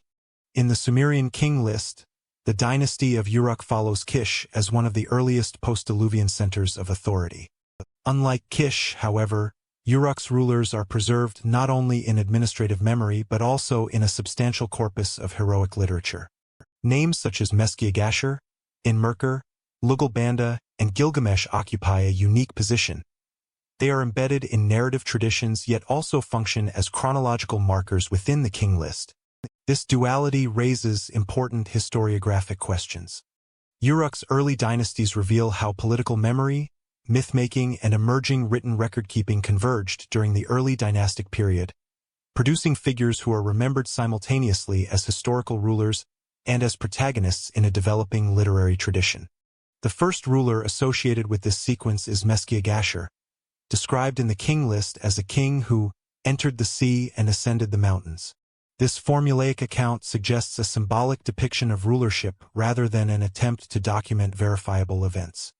No inscriptions naming Meskiagashur have been found, and archaeological strata from the Uruk region associated with his supposed era, early dynastic I, do not provide direct corroboration. Nevertheless, his placement at the head of the Uruk dynasty reflects an effort to project legitimacy backward, anchoring Uruk's political authority in a lineage with both geographic mobility and divine favor. In literary tradition, Meskiagashur is occasionally linked to the role of a culture hero, but these references are fragmentary and do not offer historical detail. More substantial is the figure of Enmerkar, best known from the Sumerian narratives Enmerkar and the Lord of Eridu and Enmerkar and Insukkizdana. These texts, while composed several centuries after the period they depict, provide insight into how Uruk's early rulers were remembered. The narratives portray Enmerkar as a king engaged in long-distance rivalry with the distant land of Eridu, framed around themes of resource competition, diplomatic exchange, and religious patronage. Although there is no archaeological evidence for such an interaction, the stories reflect genuine early dynastic concerns. Competition between city-states, the significance of temple economies, and the symbolic role of writing and communication in governance. The King List's assignment of a reign to Enmerkar therefore represents an attempt to synthesize legendary memory with a standardized chronological structure. The next major figure, Lugalbanda, is even more prominent in literature. Two Sumerian tales, Lugalbanda in the Mountain Cave and Lugalbanda and the Anzu Bird, depict him as a heroic figure who undergoes trials, gains supernatural assistance, and becomes a foundational ruler of Uruk. Archaeologically, however, no inscriptions datable to the early dynastic period directly attest to Lugalbanda as a historical ruler. Instead, his significance lies in his role as an intermediary character, a bridge between mythic heroism and the more grounded political authority represented by later rulers. His presence in the King List illustrates how the compilers integrated widely known literary figures into a structured political genealogy, placing narrative memory alongside administrative tradition. The most prominent of Uruk's early rulers is Gilgamesh, whose name appears in both literary and non-literary contexts. The Sumerian King List assigns him a reign of 126 years and positions him firmly within the historical sequence of Uruk's dynasty. More importantly, Gilgamesh is among the earliest rulers of Mesopotamia attested in multiple genres: epic literature, king lists, hymns, and even a handful of administrative tablets that reference local cultic practices associated with his name.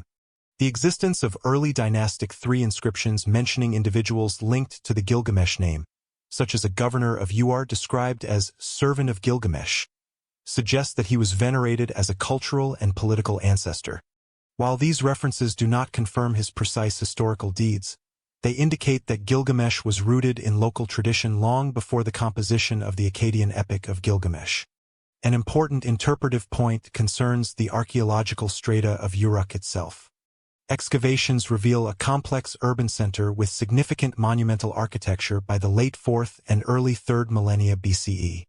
The Yana precinct, in particular, underwent multiple construction phases reflecting both religious and administrative expansion.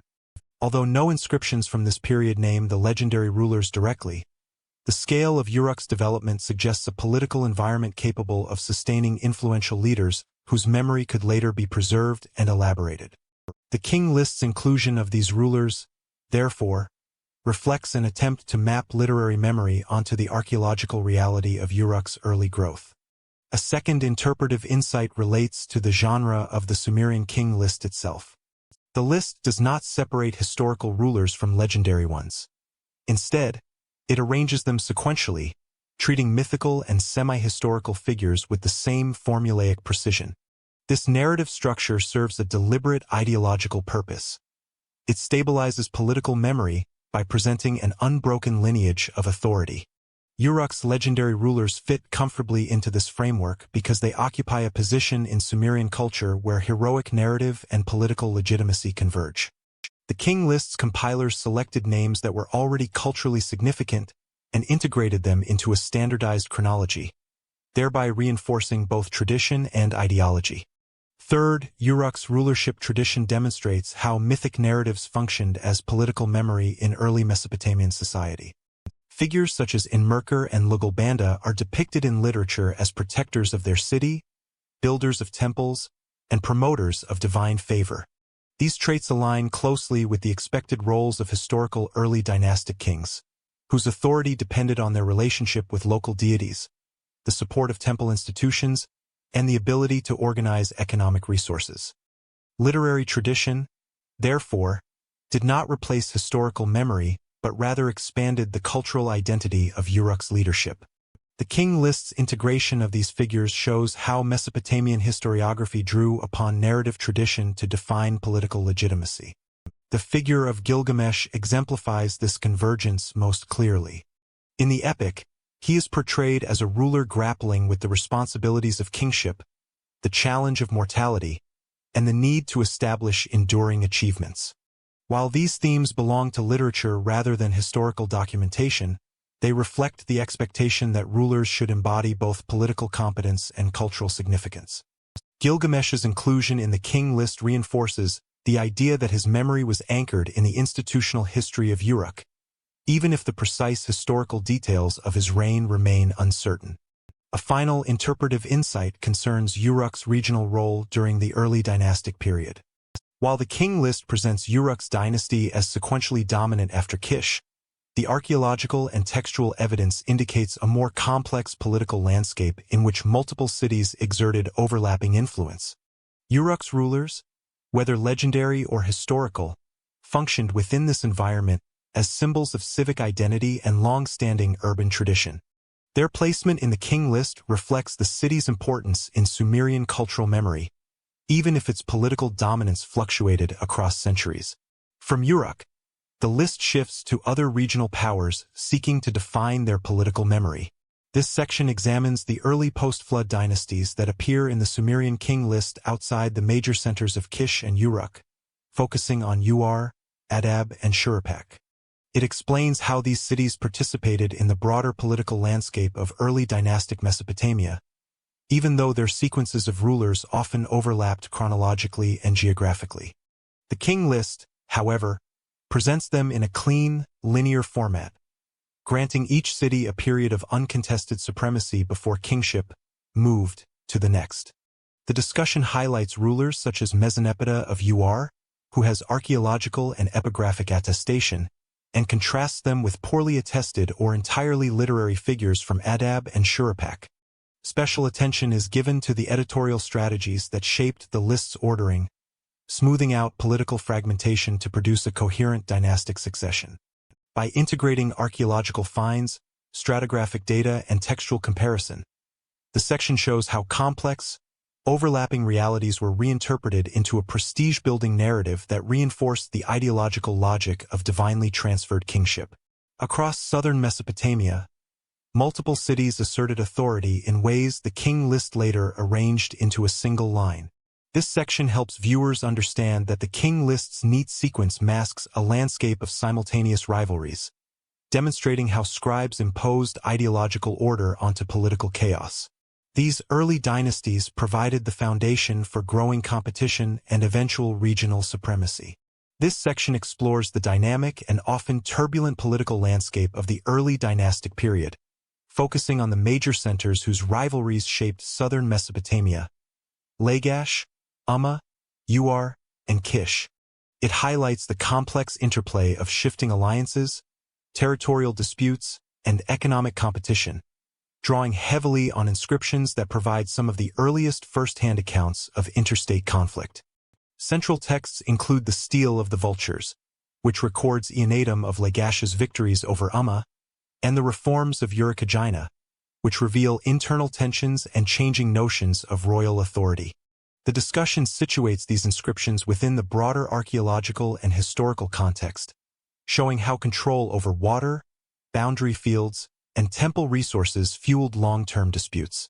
These rivalries illustrate a political world far more fragmented than the linear succession presented in the Sumerian King List. Instead, power oscillated continually among several ambitious city-states, each seeking to legitimize its dominance through monumental inscriptions, economic control, and divine sanction. By grounding the narrative in epigraphic evidence, this section provides viewers with a concrete understanding of how early Mesopotamian kingship operated in practice. Inscriptions from the early dynastic era reveal sustained conflict between city-states competing for authority. Amid these rivalries, a new power emerged with unprecedented organizational capacity. This section examines the emergence of the Akkadian Empire under Sargon of Akkad and the consolidation of imperial power under his successors, Rimish, Manishtushu, and Naram-Sin. It explores how Sargon's conquests marked a decisive shift from city-state rivalries to a unified political system capable of projecting authority across the entire Mesopotamian plain. Administrative innovations such as standardized taxation, centralized personnel networks, and the strategic placement of Akkadian governors, Sakanaku, created mechanisms for long-distance control unprecedented in earlier periods. The section also discusses how Naram-Sin expanded and formalized these structures, presenting kingship as divinely sanctioned and territorially expansive, supported by records such as royal inscriptions, foundation deposits, and victory stelae. From a historiographic perspective, the Sumerian King List's incorporation of the Akkadian dynasty demonstrates how later editors retrofitted this new form of political authority into an older Sumerian chronological framework. The list's orderly succession obscures the violent upheaval and administrative transformation that defined the empire's rise. Yet it also reveals how Akkad's achievements became integrated into a long-term narrative of legitimate kingship. The emergence of Akkad transformed Mesopotamian politics into an empire-scale enterprise. The collapse of Akkad reopened pathways for renewed regional competition. After the fall of Akkad, Mesopotamia entered an era of short-lived authorities and fluctuating control. The collapse of the Akkadian Empire, traditionally dated to the late 22nd century BCE, ushered in a period of political fragmentation across southern Mesopotamia. The central authority that had enabled long-distance administration, standardized taxation, and coordinated military campaigns disappeared, leaving city-states and regional polities to navigate a rapidly changing environment. The Sumerian King List reflects this instability by inserting sequences of ephemeral rulers, such as those associated with the Gutian dynasty, between the Akkadian kings and the reassertion of southern Sumerian city-state dominance. The Gutians, originating from the Zagros region, are depicted in literary sources as violent, unproductive, and culturally disruptive. Inscriptions and later Sumerian laments often portray them as interlopers who temporarily halted the continuity of kingship, emphasizing disorder, famine, and administrative breakdown. Archaeological evidence complicates this narrative. Excavations in cities such as Lagash, Gersu, and Uruk reveal that while certain sites experienced disruption during this period, others continued to maintain temple economies, urban infrastructure, and craft production. Radiocarbon dating and stratigraphic analysis indicate that the so-called Gutian period was not uniformly catastrophic. Rather, control oscillated, and in some regions, local rulers continued to operate effectively. Administrative tablets from Lagash, for instance, show continuity in temple provisioning and land management despite broader political instability, suggesting that the literary portrayal of widespread chaos exaggerates the historical reality. This discrepancy highlights the editorial and ideological objectives of later scribes who compiled the King List, presenting the Gutians as a literary foil to emphasize the legitimacy of subsequent southern dynasties. Among the southern city-states, Lagash too emerges as a notable center of revival. Rulers such as Uarningirsu and Gudea restored civic and religious infrastructure, reinforcing both economic stability and ideological authority. Monumental inscriptions, including dedicatory statues and temple foundation records, illustrate deliberate acts of reconstruction and pious administration. These rulers also established precise dating methods and regnal sequences in their inscriptions, which likely informed the retrospective composition of the King List. By presenting Lagash's leaders as legitimate restorers of kingship, the list integrates periods of local resilience into a coherent chronological framework, smoothing over overlaps and episodic rule that were typical in the post-Akkadian landscape. The historiographic choices made in this segment of the King List also illuminate broader patterns in Sumerian historical consciousness. The post-Akkadian period is presented as a narrative of moral and political decay, contrasted with the stability and divinely sanctioned authority of earlier kings. The portrayal of the Gutians as outsiders who disrupt kingship serves an ideological function, justifying the legitimacy of returning Sumerian dynasties. Archaeological findings, however, reveal that these interruptions were regionally contingent. Some areas continued to function with significant administrative continuity, demonstrating that the collapse of Akkad did not result in uniform societal breakdown. This tension between textual bias and material evidence provides critical insight into the way historical memory was shaped in Mesopotamia. Literary constructions often prioritized ideological coherence over granular historical accuracy. Short-lived authorities beyond Lagash, including minor dynasts in Uar, Nippur, and Adab, illustrate the persistence of intercity competition even as the broader empire disintegrated. Evidence from temple archives and settlement stratigraphy shows that these cities frequently alternated between autonomy and subordination to larger polities. Trade networks and irrigation systems were maintained, although their management became more localized, reflecting a shift in administrative priorities.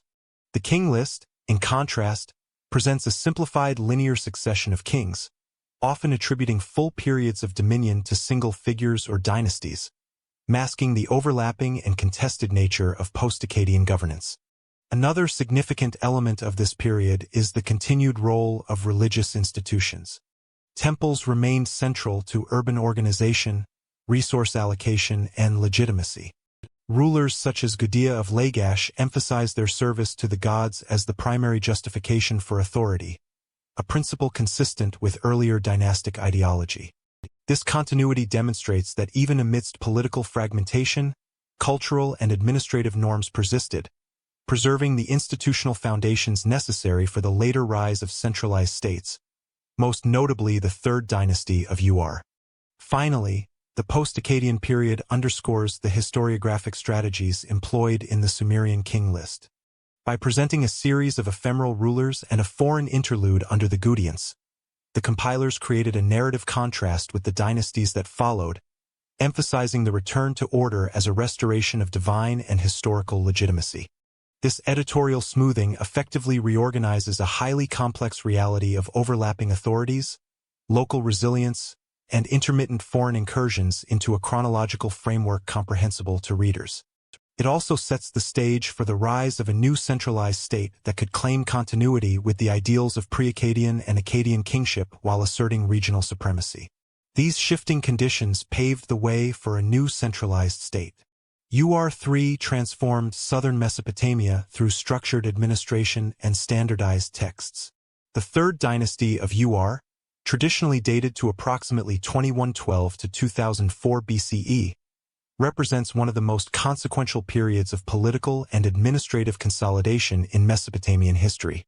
Founded by Uarnama, this dynasty established a template of centralized authority that would shape both governance and historiography for centuries. Ur-Namma's reign initiated the formalization of bureaucratic systems, the codification of legal norms, and the creation of state-sponsored infrastructure projects.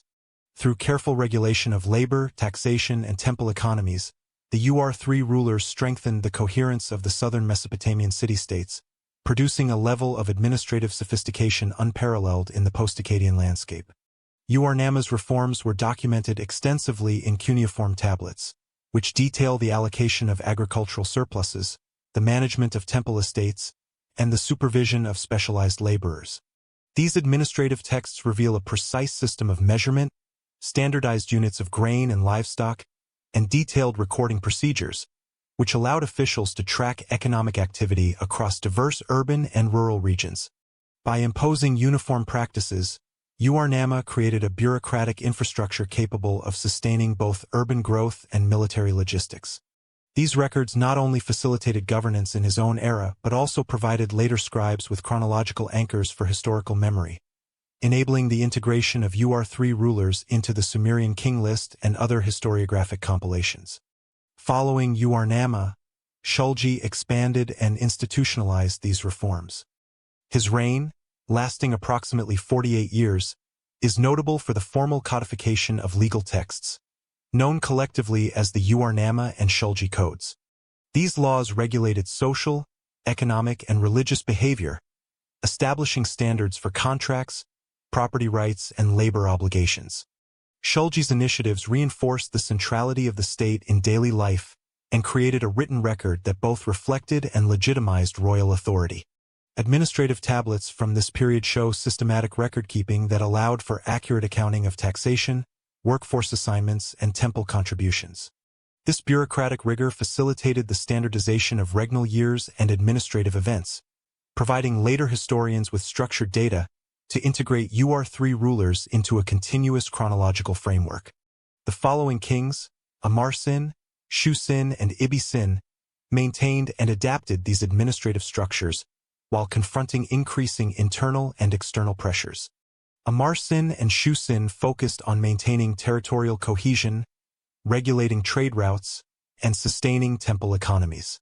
Inscriptions detail extensive agricultural campaigns, canal maintenance, and the allocation of grain to regional centers, highlighting the ongoing reliance on a disciplined administrative apparatus. These kings ensured continuity of governance despite recurrent challenges such as provincial unrest or environmental stress, demonstrating the resilience of the Ur-3 bureaucratic model. Ibi-Sin's reign, the final in the dynasty, illustrates the limits of centralization under external pressures. Despite adhering to the administrative frameworks of his predecessors, he faced incursions from Amorite and Elamite groups, as well as internal dissent, which ultimately contributed to the dynasty's collapse. The extensive archives from Ur, including economic and legal documents, testify to both the sophistication of the Ur-3 administrative system and its vulnerability when central authority was challenged. These records are invaluable to modern historians, offering detailed insight into labor organization, resource allocation, and the practical operations of an early Mesopotamian state. One interpretive insight from this period concerns the standardization of labor and taxation. The Ur-3 administration divided labor into clearly defined categories, assigning workers to temples, state projects, and agricultural estates. Standardized rations and regularized payment schedules allowed for efficient mobilization of manpower, enabling large-scale construction projects, irrigation maintenance, and temple provisioning. This system represents one of the earliest known examples of bureaucratic efficiency in human history, demonstrating how institutional frameworks can stabilize complex societies and facilitate the projection of centralized authority across multiple urban centers. A second insight relates to the codification of legal and economic texts. The Ur-3 codes and administrative tablets reflect a conscious effort to formalize societal rules, reduce local arbitrariness, and enforce consistent practices across the state. These written standards not only strengthened central authority during the dynasty's existence, but also provided later scribes with templates for recording regnal events, succession, and administrative activity. The preservation of Ur-3 archives enabled subsequent historiographers to reconstruct regnal sequences and integrate Ur kings seamlessly into chronological lists such as the Sumerian King List. A third interpretive observation concerns the influence of Ur reforms on historiography and chronology. The systematic recording of regnal years, economic events, and legal proceedings produced a dataset that allowed later compilers to anchor historical memory in verifiable administrative sequences. The King List, composed centuries later, retroactively incorporated Ur rulers, assigning them defined reigns and situating them within a continuous narrative of Sumerian kingship. By doing so, the compilers not only legitimized their own historical perspective, but also demonstrated the utility of bureaucratic documentation in preserving political memory across generations. The Ur dynasty also exemplifies the relationship between temple institutions and state administration. Temples functioned not only as religious centers but also as economic hubs, managing landholdings, overseeing labor distribution, and storing surplus resources. Royal oversight of temple activity ensured that these centers reinforced, rather than competed with central authority. Tablets from this period document transactions between the state and religious institutions, showing coordinated planning and accountability. The integration of temple administration into the broader bureaucratic system illustrates how early Mesopotamian kings balanced spiritual legitimacy with practical governance. Furthermore, the administrative sophistication of Ur contributed to regional stability and infrastructural expansion. The dynasty undertook systematic canal maintenance, regulated water distribution for agriculture, and coordinated construction projects across multiple cities. These efforts enabled reliable food production, supported population growth, and facilitated trade, reinforcing the authority of the central state. The combination of practical infrastructure, standardized legal codes, and meticulous record-keeping positioned Ur as a model of early imperial administration, leaving a durable imprint on Mesopotamian governance. By the end of Ibisin's reign, despite the dynasty's collapse, the administrative, legal, and economic innovations of Ur persisted in successor states and informed how later scribes reconstructed chronological and political sequences. The meticulous record-keeping, standardized measurements, and regnal documentation produced by the dynasty provided a template for integrating rulers into coherent historical narratives. This enduring influence is evident in the Sumerian King List and in later historiographic compilations, where Ur kings are presented as part of an orderly progression, bridging post-Akkadian fragmentation and the rise of subsequent regional powers. These reforms influenced how later scribes constructed historical sequences. The old Babylonian scribes logically reorganized earlier rulers in ways aligned with Ur-III's ideological legacy. The Sumerian King List, as we know it, reached its final form during or shortly after the Ur-III period, reflecting both the administrative sophistication and the political ideology of this dynasty. While many of the early entries, antediluvian kings, post-flood rulers, and legendary dynasties of Uruk and Kish, predate Ur-III by millennia, the compilation process during this period demonstrates a deliberate effort to rationalize and legitimize the broader sequence of Sumerian kingship.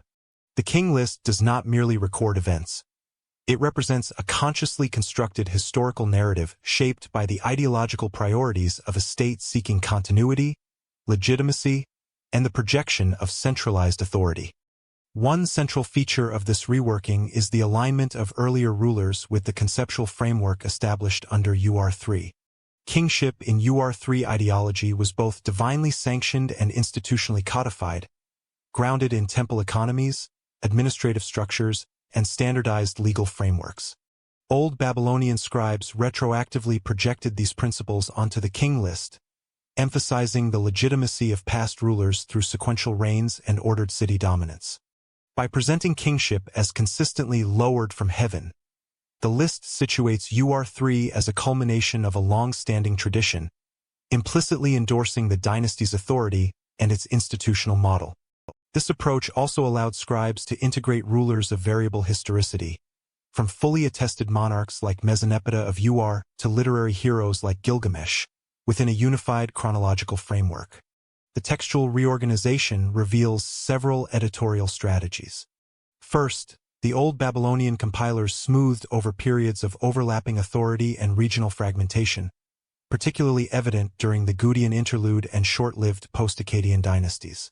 By attributing discrete reigns to successive cities, the scribes created a linear sequence that obscured the reality of competing authorities while reinforcing the idea of a divinely ordered progression. Archaeological evidence from sites such as Lagash, Uruk, and Nippur suggests that local rulers often operated contemporaneously. However, the King List privileges ideological clarity over strict chronological fidelity. This editorial choice illustrates the degree to which political context shapes the construction of historical memory. A second strategy involves the selective emphasis on particular dynasties that either aligned with UR3's administrative and cultural norms or could be framed as precedents for centralized authority. The UR Third Kings themselves are presented with extensive chronological detail, while the compilation assigns plausible yet schematic reign lengths to earlier figures. Legendary or semi-historical rulers are positioned to reinforce the narrative of continuity, providing symbolic justification for the existing political order. For example, the placement of post-flood rulers of Kish and Uruk ahead of UR3 serves as a literary and ideological bridge, framing the dynasty as inheritor of a long-established kingship rather than as an isolated polity. The treatment of city dominance further illustrates ideological prioritization. Each city-state is allotted a sequential period of hegemony, even when archaeological and textual evidence indicates overlapping spheres of influence. Kish, Uruk, Lagash, and Ur receive carefully structured segments, creating a rhythm of power transfer that mirrors UR3's own centralizing tendencies. By imposing this orderly pattern, the scribes reinforce the concept of kingship as a transferable, divinely sanctioned institution, one that maintains its legitimacy despite periods of disruption, foreign incursion, or local autonomy. Another interpretive insight concerns the integration of legendary figures into the historical sequence. Heroes such as Enmerkar, Lugalbanda, and Gilgamesh are treated as chronological anchors rather than purely mythic entities. Their inclusion demonstrates the scribe's dual objective, preserving cultural memory while establishing a coherent political narrative. These figures are given reign lengths and city associations consistent with the broader pattern, bridging the gap between myth and history. In doing so, the King List validates contemporary rulers by situating them within an inherited tradition of authority, suggesting that UR3 kingship is the natural continuation of a long-established lineage. The Old Babylonian revision also reflects broader historiographic conventions emerging in Mesopotamia. The use of fixed reign lengths, city attribution, and sequential transitions indicates an early understanding of chronology as a tool of political and cultural legitimation. The scribe's meticulous ordering, combined with references to divine sanction, creates a framework in which history is both an account of succession and a demonstration of ideological continuity. This methodology anticipates later historiographic practices in Mesopotamia, where rulers, dynasties, and cities are arranged to reflect political priorities rather than strict empirical chronology. Material culture and inscriptions from the UR3 period provide additional context for understanding this editorial approach. Tablets recording regnal years, administrative events, and temple activity offer detailed chronological markers that scribes could employ when reconstructing earlier sequences. The precision of UR3 record-keeping made it possible to situate previous dynasties relative to known regnal years, enabling a more coherent narrative. Moreover, the survival of these archives in multiple cities ensured that the memory of the UR3 administrative model was widely recognized, giving compilers a template for structuring earlier and contemporary rulers alike. Political motivation underlies the King List's final form. The Old Babylonian period witnessed increasing competition among city-states, regional elites, and emerging dynasties. By presenting a retroactively continuous history of kingship, scribes reinforced the notion that legitimate authority follows a divinely sanctioned trajectory. This ideological framing was particularly important for asserting the relevance of UR3's legacy, ensuring that subsequent rulers could claim legitimacy through continuity rather than invention. The text thus functions both as a historical record and as a political instrument, shaping memory to serve contemporary governance needs. Finally, The reworking of dynasties demonstrates the dynamic interplay between textual tradition and historical reality. While archaeological evidence documents overlapping authorities, temporary city-state ascendancy, and local administrative variation, the King List imposes order, creating a narrative where each dynasty occupies a clearly defined role. This editorial smoothing allowed later generations to interpret Mesopotamian history as a coherent sequence of legitimate rulers, connecting myth, fragmentary records, and historical administration into a unified chronicle. By situating UR3 at the apex of this sequence, the scribes reinforced the dynasty's ideological significance, ensuring that its reforms, administrative innovations, and territorial achievements were remembered as part of a continuous historical trajectory. As UR3 declined, competing dynasties reshaped the political landscape, prompting further revision of historical memory. Following UR3, the dynasties of Isin and Larsa sought legitimacy through reinterpreting earlier traditions. The collapse of the third dynasty of UR around 2004 BCE marked the beginning of a new era of political fragmentation in southern Mesopotamia. The power vacuum created by the fall of UR3 allowed regional city-states to assert autonomy, giving rise to competing dynasties whose claims to authority were often grounded in reinterpretations of earlier Sumerian traditions. Among these, the city-states of Isin and Larsa became the principal actors, engaging in both military competition and ideological contention for the mantle of legitimate kingship. The strategies employed by these dynasties highlight the centrality of historical memory in Mesopotamian political culture and the instrumental role of king lists as tools for legitimization. Ishbiera, the founder of the Isin dynasty, provides a critical case study. Originally an official under UR3, Ishbiera gradually consolidated power in Isin, asserting independence from UR3's collapsing authority. Inscriptions and administrative texts indicate that he emphasized continuity with the UR3 legacy, presenting himself as the rightful successor to the established order. The use of regnal lists, references to prior kings, and invocation of divine sanction served to anchor Ishbiera's authority within a recognized historical framework.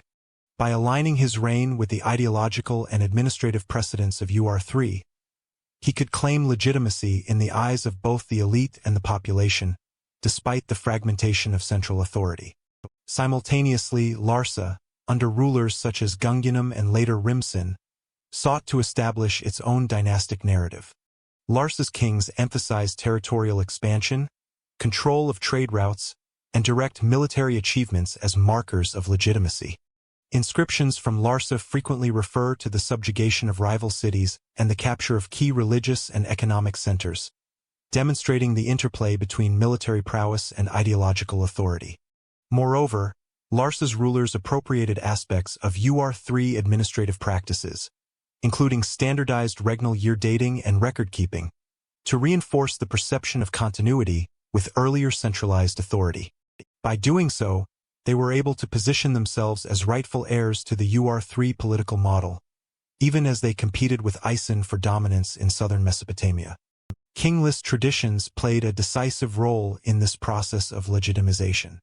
Both Isin and Larsa engaged in selective interpretation and adaptation of earlier sequences to validate contemporary rule.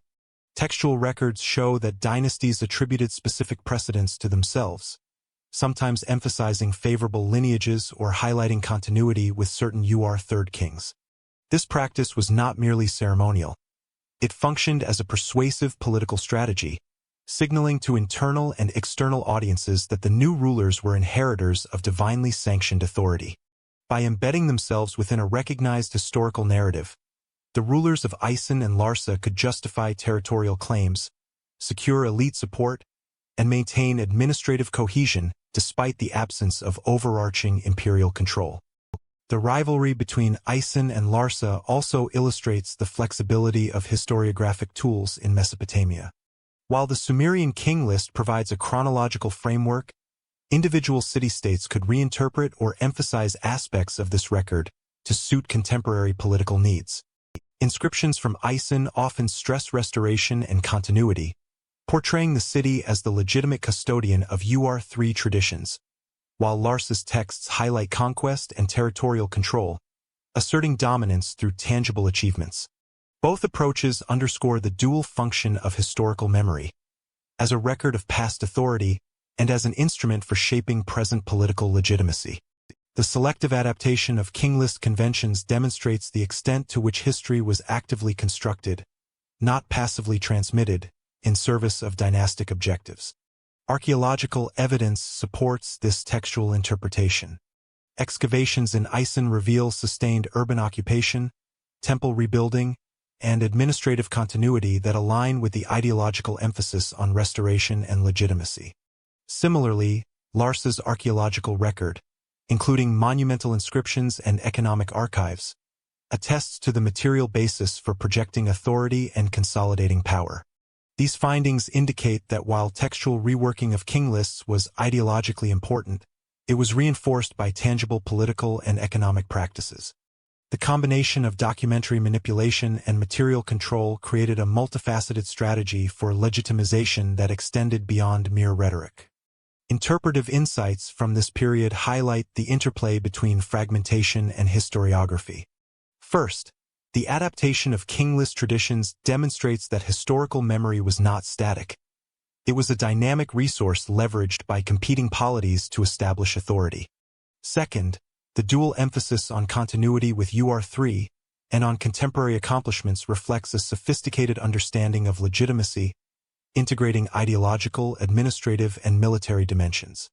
Third, the rivalry between Isin and Larsa underscores how political fragmentation necessitated creative strategies for asserting kingship, highlighting the functional role of historical narrative in structuring perceptions of power. The use of historical memory in this context also had broader implications for Mesopotamian historiography. By the time of the Old Babylonian period, scribes were producing standardized versions of the Sumerian King List that incorporated these later dynastic reinterpretations. The text sequence, regnal years, and city-centered transitions thus reflect not only the early dynastic past but also the ideological priorities of post-UR3 rulers and compilers. This layering of political and historiographic agendas illustrates the continuous dialogue between power, memory, and textual authority in Mesopotamia, revealing how rulers actively shaped collective memory to support governance. In summary, the dynasties of Isin and Larsa exemplify the active role of historical narrative in legitimizing authority in a fragmented political landscape. Ishbaera's emphasis on continuity, Gungunum's focus on conquest, and Rimsin's consolidation efforts all demonstrate strategies that combined administrative, military, and ideological resources. King list traditions provided the conceptual scaffolding for these efforts, enabling rulers to assert temporal authority, establish ideological legitimacy, and negotiate competing claims to kingship. By integrating textual reinterpretation with material practices, these dynasties highlight the centrality of historiography as a tool of governance in early Mesopotamia. As new powers emerged, historical narratives were increasingly reorganized to support expanding territorial claims. In the centuries following the political fragmentation of the post-UR3 period, new centers of authority arose in northern and central Mesopotamia, most notably Eshnunna and Babylon. These polities engaged not only in military expansion but also in strategic reinterpretations of historical memory. Eshnunna, located along the Diyala River, developed as a significant regional power during the early 2nd millennium BCE. Its rulers, including Ipiketad I and Naram-Sin of Eshnunna, leveraged both material power and textual propaganda to assert legitimacy over contested territories. Cuneiform tablets from Eshnunna document administrative continuity, temple management, and legal ordinances, indicating that even amid regional contestation, governance and record-keeping remained sophisticated. Babylon, initially a minor city-state under the control of larger southern dynasties, rose to prominence under Sumuabum in the early 19th century BCE and achieved imperial scale under Hammurabi. Early Babylonian rulers actively engaged in reconstructing dynastic memory, positioning themselves as heirs to both Sumerian and Akkadian precedents. Genealogical inscriptions and royal correspondence reveal deliberate manipulation of historical sequences, aligning contemporary authority with recognized lines of legitimate kingship. These efforts extended to the retroactive ordering of rulers in documents analogous to the Sumerian King List, ensuring that emerging political claims were anchored in a perceived continuum of divinely sanctioned authority. Textual evidence from this period illustrates the practical mechanisms of historical adaptation. Royal inscriptions frequently refer to victories over neighboring cities and the subjugation of former UR3 territories, framing these achievements within a narrative of rightful succession. Tablets and economic records emphasize continuity in temple and administrative functions, thereby linking newly established polities to the well-known infrastructure of prior dynasties. By selectively emphasizing certain predecessors while minimizing or omitting others, scribes created a historiographic framework that validated the expansionist ambitions of rulers like Hammurabi, legitimizing both territorial conquest and the consolidation of bureaucratic control. Eshnatta and Babylon also engaged in symbolic appropriation of earlier dynastic motifs. For instance, the use of standardized regnal years, temple dedicatory inscriptions, and references to divinely sanctioned kingship mirrored UR3 administrative practices. Such textual continuity was critical in asserting political legitimacy, particularly for rulers whose authority depended on acceptance by local elites and religious institutions. These strategies highlight the interplay between historical memory and practical governance, demonstrating that the compilation and reinterpretation of past events served as a vital instrument of statecraft. Interpretive insights emerge from the analysis of these adaptations. First, historical narratives were actively shaped to reinforce territorial claims, integrating previous dynasties' legitimacy into the political ambitions of emergent states. Second, the manipulation of genealogies and dynastic sequences underscores the flexibility of historiographic conventions in Mesopotamia, where chronology could be adapted to meet ideological needs. Third, the continuity of administrative and religious practices, even amid political upheaval, provided a stable framework that allowed emerging powers to project authority and gain recognition from local populations. Archaeological evidence corroborates the textual record, revealing urban growth, temple rebuilding, and administrative continuity in both Eshnatta and Babylon. Excavations at Tel Asmar, Tel Harmal, and Babylon itself show sustained construction projects, canal maintenance, and standardized accounting systems that reflect the ongoing application of UR3-inspired bureaucratic techniques. These findings suggest that textual reinterpretation of history was reinforced by tangible evidence of governance, providing a dual mechanism for legitimization: material authority complemented by carefully curated historical memory. Hammurabi's reign, in particular, demonstrates the culmination of these strategies. The Code of Hammurabi codifies legal, economic, and social standards across his territories, reflecting a sophisticated understanding of administration and governance. Inscriptions associated with the code frequently reference earlier rulers, integrating Babylon into a longer chronological and ideological tradition. This placement within historical memory allowed Hammurabi to justify the unification of diverse regions under centralized authority, linking his achievements to a narrative of continuity that extended back to UR3 and even earlier dynasties recorded in the Sumerian King List. The King List itself, while primarily a Sumerian text, became part of this ideological toolkit. By the early 2nd millennium BCE, scribes could reference its sequences to align contemporary rule with a recognized historical framework. Entries from Kish, Uruk, and UR provided precedents that emerging polities like Eshnatta and Babylon could invoke, selectively emphasizing continuity, divine sanction, and dynastic legitimacy. This process reflects the broader utility of historiography in Mesopotamia. It functioned as both record and instrument, documenting past authority while supporting the political ambitions of the present. The manipulation of historical memory during this period also underscores the relationship between textual authority and territorial expansion. For both Eshnatta and Babylon, asserting control over neighboring regions required more than military conquest. It necessitated convincing local elites, religious authorities, and urban populations of the ruler's legitimate place in an established historical order. By reworking genealogies, codifying regnal years, and emphasizing continuity with revered predecessors, scribes created a narrative framework that facilitated the acceptance of new territorial hierarchies. Finally, These developments illustrate the long-term trajectory of Mesopotamian historiography. Historical texts were not static repositories of facts. They were dynamic tools, adaptable to the political and ideological needs of successive dynasties. The restructuring of the king list, the selective emphasis of certain rulers, and the integration of new polities into established sequences reflect an ongoing dialogue between past and present. This process allowed emerging powers to consolidate authority, legitimate territorial claims, and reinforce administrative continuity, ensuring that historical memory remained both relevant and functional as a component of governance. These textual adaptations lay dormant until their rediscovery thousands of years later. Scholarly interpretation of the king list reflects evolving approaches to ancient historiography. Following the recovery of the Sumerian King List, 20th and 21st century scholarship has engaged extensively with questions of historicity, textual evolution, and dynastic organization.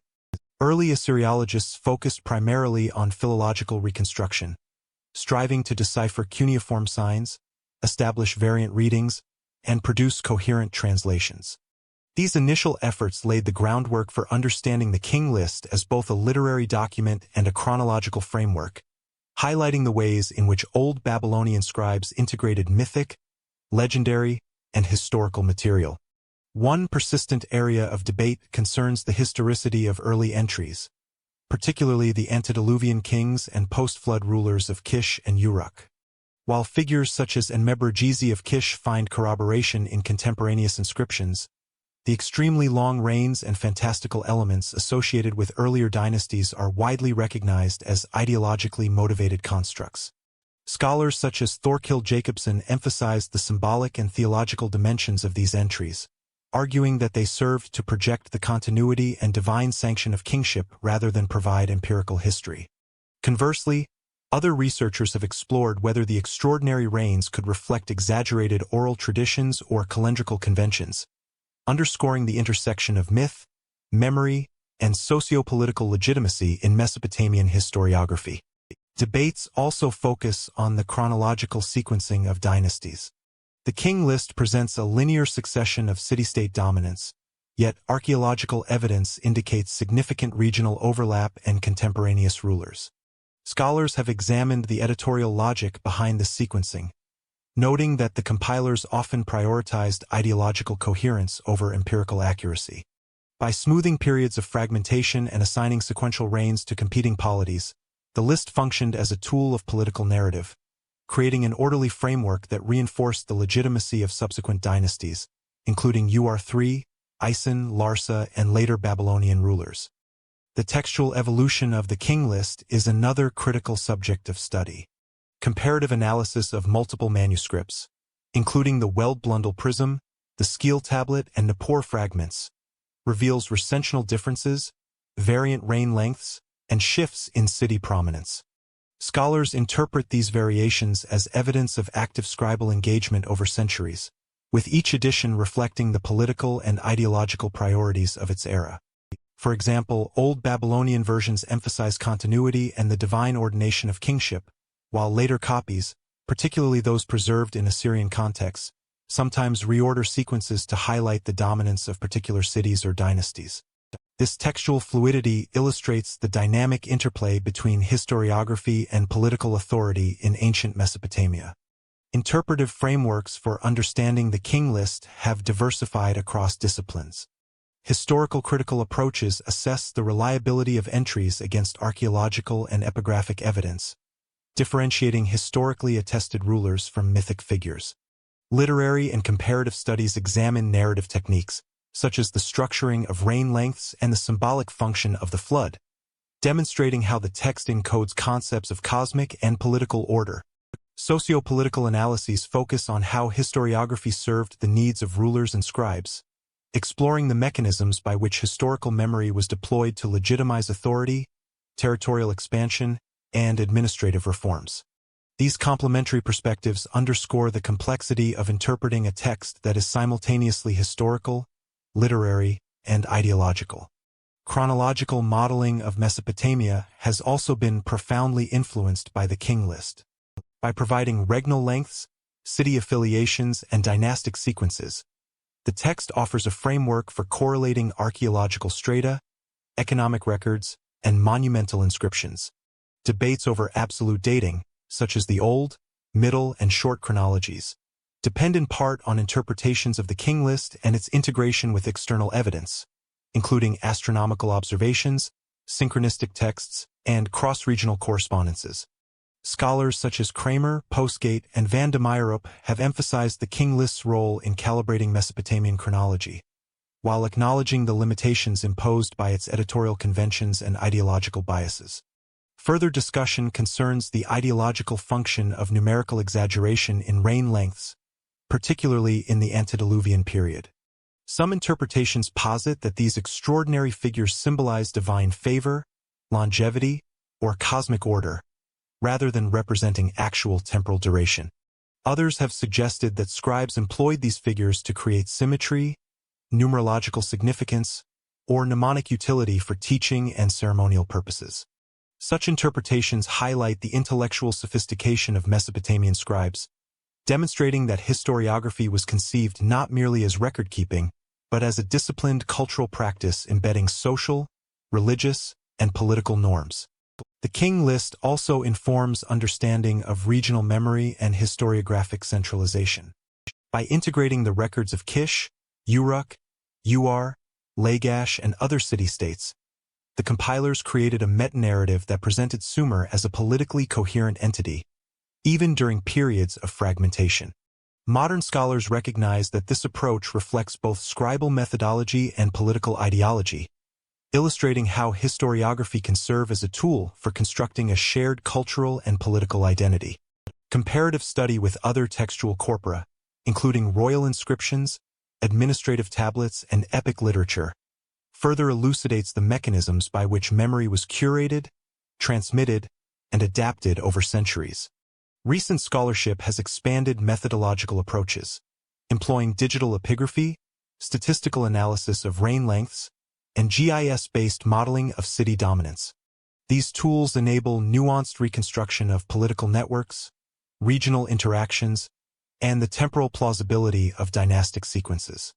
For example, cross-referencing King List data with excavation reports allows scholars to identify gaps in the sequence, detect regional rivalries, and correlate textual claims with material evidence. Such interdisciplinary research underscores the continuing relevance of the King List for understanding both early Mesopotamian historiography and the development of historical consciousness more broadly. Interpretive insights from modern scholarship can be summarized in 3 key points. First, the King List demonstrates the deliberate construction of political memory, blending myth, legend, and empirical record to reinforce legitimacy. Second, chronological and regional distortions in the text reveal the ideological priorities of its compilers, emphasizing continuity, divine sanction, and the authority of dominant city-states. Third, ongoing scholarly debates illustrate the evolving nature of historiographic interpretation, where the integration of textual, archaeological, and methodological evidence remains essential for reconstructing ancient political and cultural frameworks. Ultimately, the King List serves as a lens through which both ancient and modern observers understand the organization of power, the conceptualization of kingship, and the interplay between narrative and authority. While questions regarding absolute chronology and the historicity of early entries remain, the text provides an unparalleled view into the mechanisms of Mesopotamian political thought and historiography. It exemplifies how ancient scribes actively curated memory to produce a coherent, ideologically coherent account of past rulers, and it illustrates the sophisticated ways in which history was used to justify, legitimize, and structure contemporary governance. Finally, the King List's broader legacy can be assessed. The structure of the King List finds parallels across regions that sought to organize deep antiquity. The Sumerian King List, SKL, occupies a unique position in the history of historiography, not only for its systematic recording of rulers, but also for its conceptual framing of time, authority, and succession. Comparative studies reveal striking parallels between the SKL and later genealogical or chronological traditions in other cultures. Biblical genealogies, particularly those presented in Genesis 5 and 10, exhibit structural similarities in the sequencing of rulers or patriarchs, the attribution of lifespans, and the explicit linking of generations. While there is no direct evidence that these texts borrowed from the SKL, the parallels suggest a shared Near Eastern intellectual milieu in which the organization of deep time and the legitimization of authority were central concerns. Hellenistic and later Greco-Roman historiography also demonstrates a comparable impulse to order rulers, kings, and dynasties into coherent sequences. Works such as Diodorus Siculus Bibliotheca Historica and Manethos Aegyptiaca exemplify the same attention to continuity, regnal durations, and the alignment of mythic and historical periods. In each case, these lists serve not merely as chronological tools but as frameworks for asserting political or cultural legitimacy, a function the SKL performed in Mesopotamia for millennia prior. Such parallels underscore the universality of historical structuring as both an intellectual and ideological enterprise, reflecting human attempts to render complex pasts comprehensible and socially meaningful. The enduring significance of the SKL extends to the field of modern historical reconstruction. For scholars of early Mesopotamia, the text provides a chronological scaffold upon which archaeological evidence, epigraphic sources, and administrative archives can be aligned. The integration of mythic, legendary, and historically attested rulers within a single narrative allows researchers to parse successive layers of tradition, discern editorial priorities, and approximate the temporal distribution of dynasties. This methodology has been central to the development of Mesopotamian chronologies, including debates surrounding the Old, Middle, and Short chronologies, which seek to reconcile archaeological strata with textual sequences. Comparative analysis also illuminates the SKL's role as a model for narrative consistency and ideological framing. By codifying rulership and associating authority with divine sanction, the list established enduring conventions for the presentation of political power. These conventions influenced not only Near Eastern scribal culture but also contemporary approaches to ancient historiography. Modern historians recognize that the SKL embodies an early integration of myth, memory, and empirical observation, a triad that continues to inform the interpretation of ancient texts and the reconstruction of early political histories. The SKL further demonstrates the interaction between local memory and broader historical consciousness. City-state traditions, regional claims to precedence, and the retrospective organization of rulers all converge in the list, revealing how compilers negotiated conflicting local narratives. This synthesis illustrates a fundamental aspect of historiographic practice: the need to reconcile fragmented evidence into coherent frameworks that serve both explanatory and legitimizing functions. By providing a canonical ordering, the SKL enabled subsequent generations to situate their own political structures within an authoritative past, thereby shaping perceptions of continuity and precedent. Methodologically, the SKL has informed approaches to textual criticism, philology, and historical interpretation.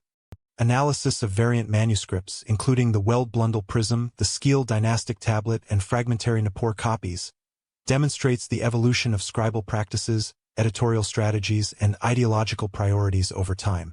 Modern scholarship has used these variants to reconstruct editorial layers, assess regional biases, and evaluate the transmission of historical knowledge. These techniques have become standard in the study of ancient historiography, reflecting the SKL's broader impact on methodological rigor. Another dimension of enduring significance is the SKL's conceptualization of cosmic and political time. By juxtaposing antediluvian rulers with post-flood dynasties, the list establishes a framework in which historical events are embedded within a divinely sanctioned temporal order. This structure influenced not only later Mesopotamian king lists but also broader Near Eastern conceptions of temporality, including the association of political authority with divine ordination and the periodic resetting of historical sequences following cataclysmic events. Comparative study with biblical and Hellenistic models highlights the universality of this approach, demonstrating the SKL's relevance beyond its immediate cultural context. The SKL also exemplifies the integration of literature and administration in historiography. Many early dynasties recorded in the list are attested in economic archives, temple records, and inscriptions, allowing modern scholars to correlate textual claims with material evidence. This duality illustrates how historiography in Mesopotamia functioned both as a record of governance and as a narrative instrument, shaping political memory, reinforcing ideology, and guiding scribal pedagogy. In turn, these practices influenced subsequent traditions of historical writing, including Babylonian chronicles, Assyrian annals, and ritualized king lists. Interpretive insights drawn from comparative and modern studies highlight three central themes. First, the SKL demonstrates the deliberate construction of historical continuity, blending mythic and historical elements to create a cohesive narrative. Second, the list exemplifies the politicization of historiography, showing how chronological sequences were leveraged to legitimize rulers, city-states, and dynastic claims. Third, the SKL provides a methodological benchmark, illustrating how textual, archaeological, and epigraphic evidence can be integrated to reconstruct early political and cultural histories. These insights continue to guide contemporary scholarship, affirming the text's centrality in understanding both Mesopotamian civilization and the broader development of historiographic thought. Finally, the Sumerian King List underscores the enduring human endeavor to systematize the past, to organize complex sequences of events and authority into intelligible frameworks. Its structure, methodology, and conceptual sophistication resonate with later historical traditions across regions and millennia. Whether in biblical genealogies, Hellenistic dynastic tables, or modern chronological reconstructions, the principles instantiated by the SKL, coherent succession, divine or ideological legitimation, and integration of multiple traditions, remain foundational to the practice of history. The text's modern significance is twofold. First, it provides a practical framework for correlating archaeological and textual evidence in early Mesopotamia, allowing scholars to situate dynasties, urban centers, and events within a relative chronological sequence. Second, it offers a conceptual template for understanding the relationship between political memory, ideology, and historiography, illustrating how ancient societies organized knowledge about their past. As such, the Sumerian King List remains an indispensable tool for both reconstructing Mesopotamian history and tracing the evolution of historiographic thought throughout the ancient Near East and beyond.